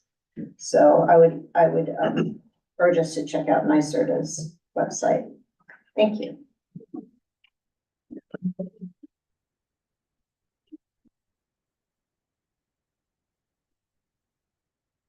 Right. And we now move to board reports. First up is advocacy. The advocacy committee has not been meeting formally, but we do have some advocacy updates. On behalf of the advocacy committee, a month ago approximately, and on behalf of our school board, I attended a legislative meeting with Dana Levenberg and then a second one with Senator Pete Griffin. Dana Levenberg is our state assembly person. We had an opportunity to surface many of the issues, I think, impacting school districts across the state, ours as well as others. Just because, you know, it is obviously getting late. I'll just talk about like the two top line issues that sort of emerged both for us and then sort of like statewide. I think it's interesting to note, and especially in the context of policies that I can't say discussed, but the policies that were on the agenda for tonight. The first issue is the question of civil service exams and the regularity and the challenges surrounding all of those. So the report back from Assembly Member Levenberg is that there is a new commissioner who's sort of overseeing this, and it seems like there's an opportunity there for further advocacy on her part to help not just school districts, but municipalities and any sort of like entity dealing with the challenges that civil service requirements create in terms of hiring and being able to move things forward. So that seems like a positive thing. The other key point that came up that I think is relevant here is the important question that is coming up across the state about the politicization of curriculum, specifically in terms of mandates that come from the state. If mandates come down for thing A, mandates can come down for thing B. And across Westchester County, certainly, I think there are questions about how much the state should be determining very specific things about curriculum. I think that's a concern that I heard from almost every school board representative that was speaking at these conversations, as well as from teachers. So I think it's something that we need to sort of, you know, keep our eyes out on and continue to pay attention. That's it. Thank you very much. Board development. We will have all gotten email forwarded on from G. Wilson with regard to our retreat for next Thursday with some materials to Tuesday, sorry, the 12th. So with some materials to read ahead of time and in order to get us prepared for that session, which will start at 7 p.m., but we'll have dinner available earlier than that for anyone who can get there earlier. Communications. Communications met on Monday. You know, despite not having a policy in place regarding diversity, equity, and inclusion, we discussed how at our last work session, when the work of the district in this area was discussed, we were kind of called upon as a board to communicate that work more effectively. So there was a discussion regarding that. There was also a continued discussion regarding the actual submission where you insert the fields on the website versus emailing to boe@chufsd.org. Some of that I think we could discuss at our retreat, just to keep things brief now. Kind of required communications that we have as a board regarding the budget and also regarding, upcoming board elections were also discussed, including, highlighting, you know, in an easier way, the information on the BOE website regarding where the, forms are to actually, you know, the required forms and the signature forms and all of the information for potential candidates. And then we discussed our goals a little in terms of community outreach. Again, the continued conversation regarding, you know, the evolution of the Black House Saturdays and how perhaps it would be more effective to have in order to kind of get that intimate feedback from the community, to have maybe one board member available, or Theo, you know, suggested having perhaps proposed topics available, like, you know, Sarah will be at the spring concert to discuss, available before the spring concert to discuss what the district's doing regarding, to answer any questions regarding arts or things like that. So it's an ongoing conversation. If any board member has any feedback regarding anything I said, or the public does, certainly email the board. That's it. Thank you. Policy. Policy. You want me to talk more about policy? I didn't think so. So we're meeting on the 26th. Fair. We will perhaps be able to, in addition to that, continue some of the work on financial and business office related policies. And I just got smirked from that person over there, so we'll see. All right. The ad hoc committee? Has not met. That's not bad. All right, okay, that brings us to polling of the board. Someone have anything for polling? Are we not doing it because it's been so long, or do people really have nothing to say? Well, Here's what I'm saying, go for it. I would say we each talked about our building planning council experience, which we were talking about during the polling. I don't know if there are some of the liaisons. I have nothing else to add. I have a quick item, but I'll defer to anybody else who wants to talk first. Is that really, the order doesn't matter to me, so you can go ahead and I'll black you. Okay, I really just had a quick, so you would have gotten, on March 4th, an email from NISBA, from Paul Heiser, regarding the advocacy agenda for the coming year. It's a quick survey in terms of what, the advocacy agenda is and, you know, how to shape it going forward. And I would just ask everyone to fill out that survey if you can. I'm really excited and happy to be serving as the Area 10 representative to the NISBA Resolutions Committee next year. So that feedback from the survey across the state will be really helpful.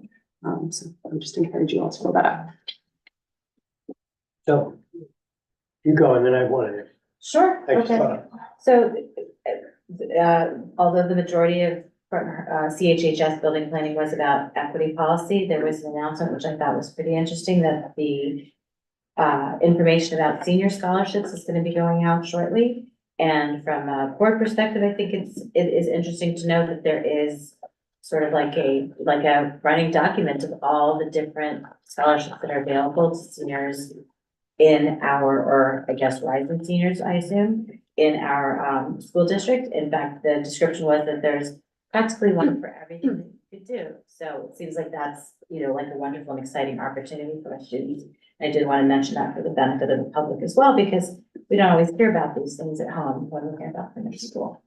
A couple of other quick updates. I had the opportunity over a month ago now to attend a screening of a film that was, I guess, created, produced, and interviews were conducted by some high school students. This was done in conjunction with the Lorraine Hansberry Coalition program.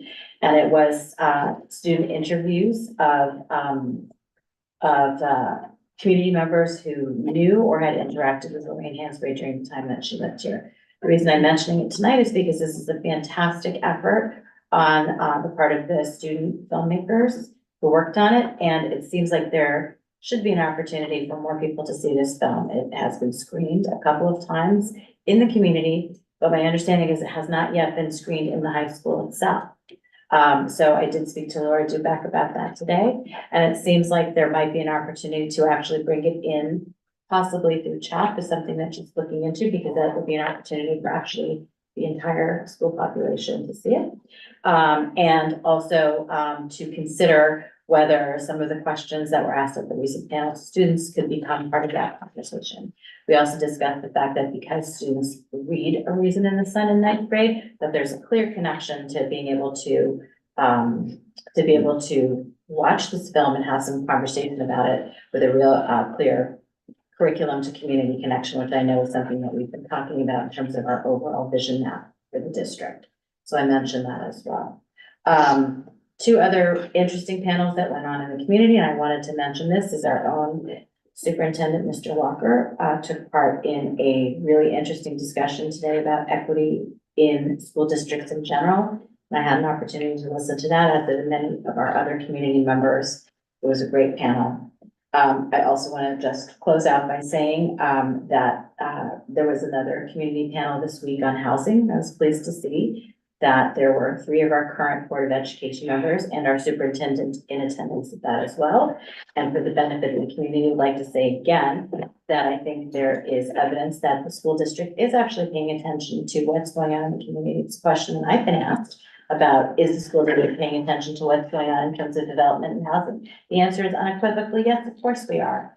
And certainly evidenced by the fact that our trustees took an interest in this issue and were there in the room to hear what's going on, and certainly had questions and follow-up on that. So I appreciate everyone who joined us, joined the community for that. I have a couple of other things that are lower priority. I'm not sure what the right place is to ask all of them, but one of them I am going to ask right now.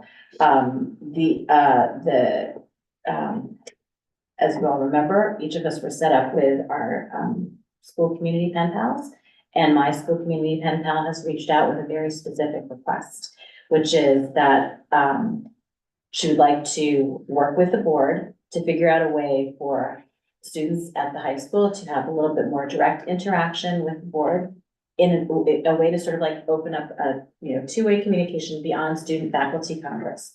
The very specific reason for this is there's a number of students at the high school who have things that they want to talk about who are not in student-faculty congress, right? So I also spoke to Dr. Duback about this, and she's very supportive of the idea. So after we have a little bit more discussion about it, we'll move back to see, again, when we're talking about community outreach and elevating student voices and making sure that they are heard when we're thinking about policy and procedures. This is another way to do it. Dr. Duback also clearly recognizes that there are things that belong to administration and there are things that belong to board. And we all know that those are two different things as well. But I think the fact that there are students who are engaged and interested in getting involved in this way is again a testament to, and this is someone who's actually not on building planning council. This is a person who's not on student faculty congress. So there's a hunger for that sort of connection. And I think it would be good for us to think of how we as a board can respond to that desire from the students. That's all I've got. Thank you very much. Anyone else? Yeah, 2 things. One, I think Anamika is a little bit modest in her description of the housing in Croton session webinar or Zoom call, because Anamika was the moderator of that. So it's obviously both as a board member and as a community member. She was participating as with board members and superintendent who attended. The other thing, talking about NISBA, not to put too much pressure on our administration. I have over the past several months suggested that with all the work that we are doing about our vision map and what education can be, that we should plan the district to be presenters at educational sessions at the NISBA convention in October, which will be in New York City. Deadline for filing a proposal is March 25th. Not to put too much pressure on our superintendent. He had previously Mentioning it indicated, publicly. that it sounded like a great idea. Yes, we're on it. I hope we can do it. We're on it. Absolutely. It'll be submitted. We have a couple of different ideas, one around the vision map, the other one around collaboration and APPR. Both will be submitted and hopefully approved. And if one is accepted for this year, the next one, we accept it for next year. All right, anyone else? I do want to just say something. I just want to take a minute to say, because I think of our teachers at home, you know, hearing the concerns of the community that this policy isn't in place. And maybe that indicating an absence of this work not being done, but this work is being done in our district. I understand the urgency of the policy, but the work is still being done in our district, and there is a commitment to this in our district, and it was even one of our district's goals 2 years ago, to implement a committee and to do this work at a time when a lot of other people were not doing this work, and to include a widespread array of people in the community. So I understand the urgency of the policy. I understand the disappointment that people are having, with it not happening as quickly as possible, but that does not mean that this work isn't happening and that our educators aren't showing up every single day and trying to meet the needs of every single student in the district. I feel the need to say that on behalf of our hardworking teachers and educators. Yeah, I'm glad you brought that up, because it's actually on my mind, that I think people are. I understand the importance of the work on the policy, but the philosophy and the vision that is embedded in that document, I think, has permeated throughout the district. It's in the vision map, it's in the work that the district is doing. It just hasn't been memorialized yet in a policy document, which we are working towards. So again, just to further that point, thank you, Anna. Thank you. All right, if there's nothing else, we'll move on to items needed for the next Board of Education meeting. So as I said, March 21st is a work session. It will be the presentation of our curriculum and building level of budgets and pupil personnel services budget. So expect a robust presentation that evening. I think our plan is also as well, given that that is a budget presentation that is something that many of our community pay close attention to as well, that we will add a hearing of the public to that work session as well, to give community an opportunity to speak to any vegetarians who come up during that meeting. So, And just to make clear, on anything that we've heard, yeah, I mean, including what we heard today, we heard last time, but before, so that we'd like to hear from the public about anything involving the budget. Obviously, when the superintendent presents the budget, I think the 4th, there will be a hearing of the public as well, but. and then the public budget hearing following that. With that, the board will will enter into executive session, and we expect to adjourn immediately following. I'd like to make a motion to. Hold on, let me read the recommendation. I'm sorry. Recommended action, the Board of Education enters into executive session to discuss the employment history of a particular person or persons, and to, doesn't even have a screen up to see the latest edition. I'm sorry, I don't have it on my paper here. My screen just went dark. Thank you very much. And the record of a student that must remain confidential pursuant to. Second. All in favor? Aye. Opposed?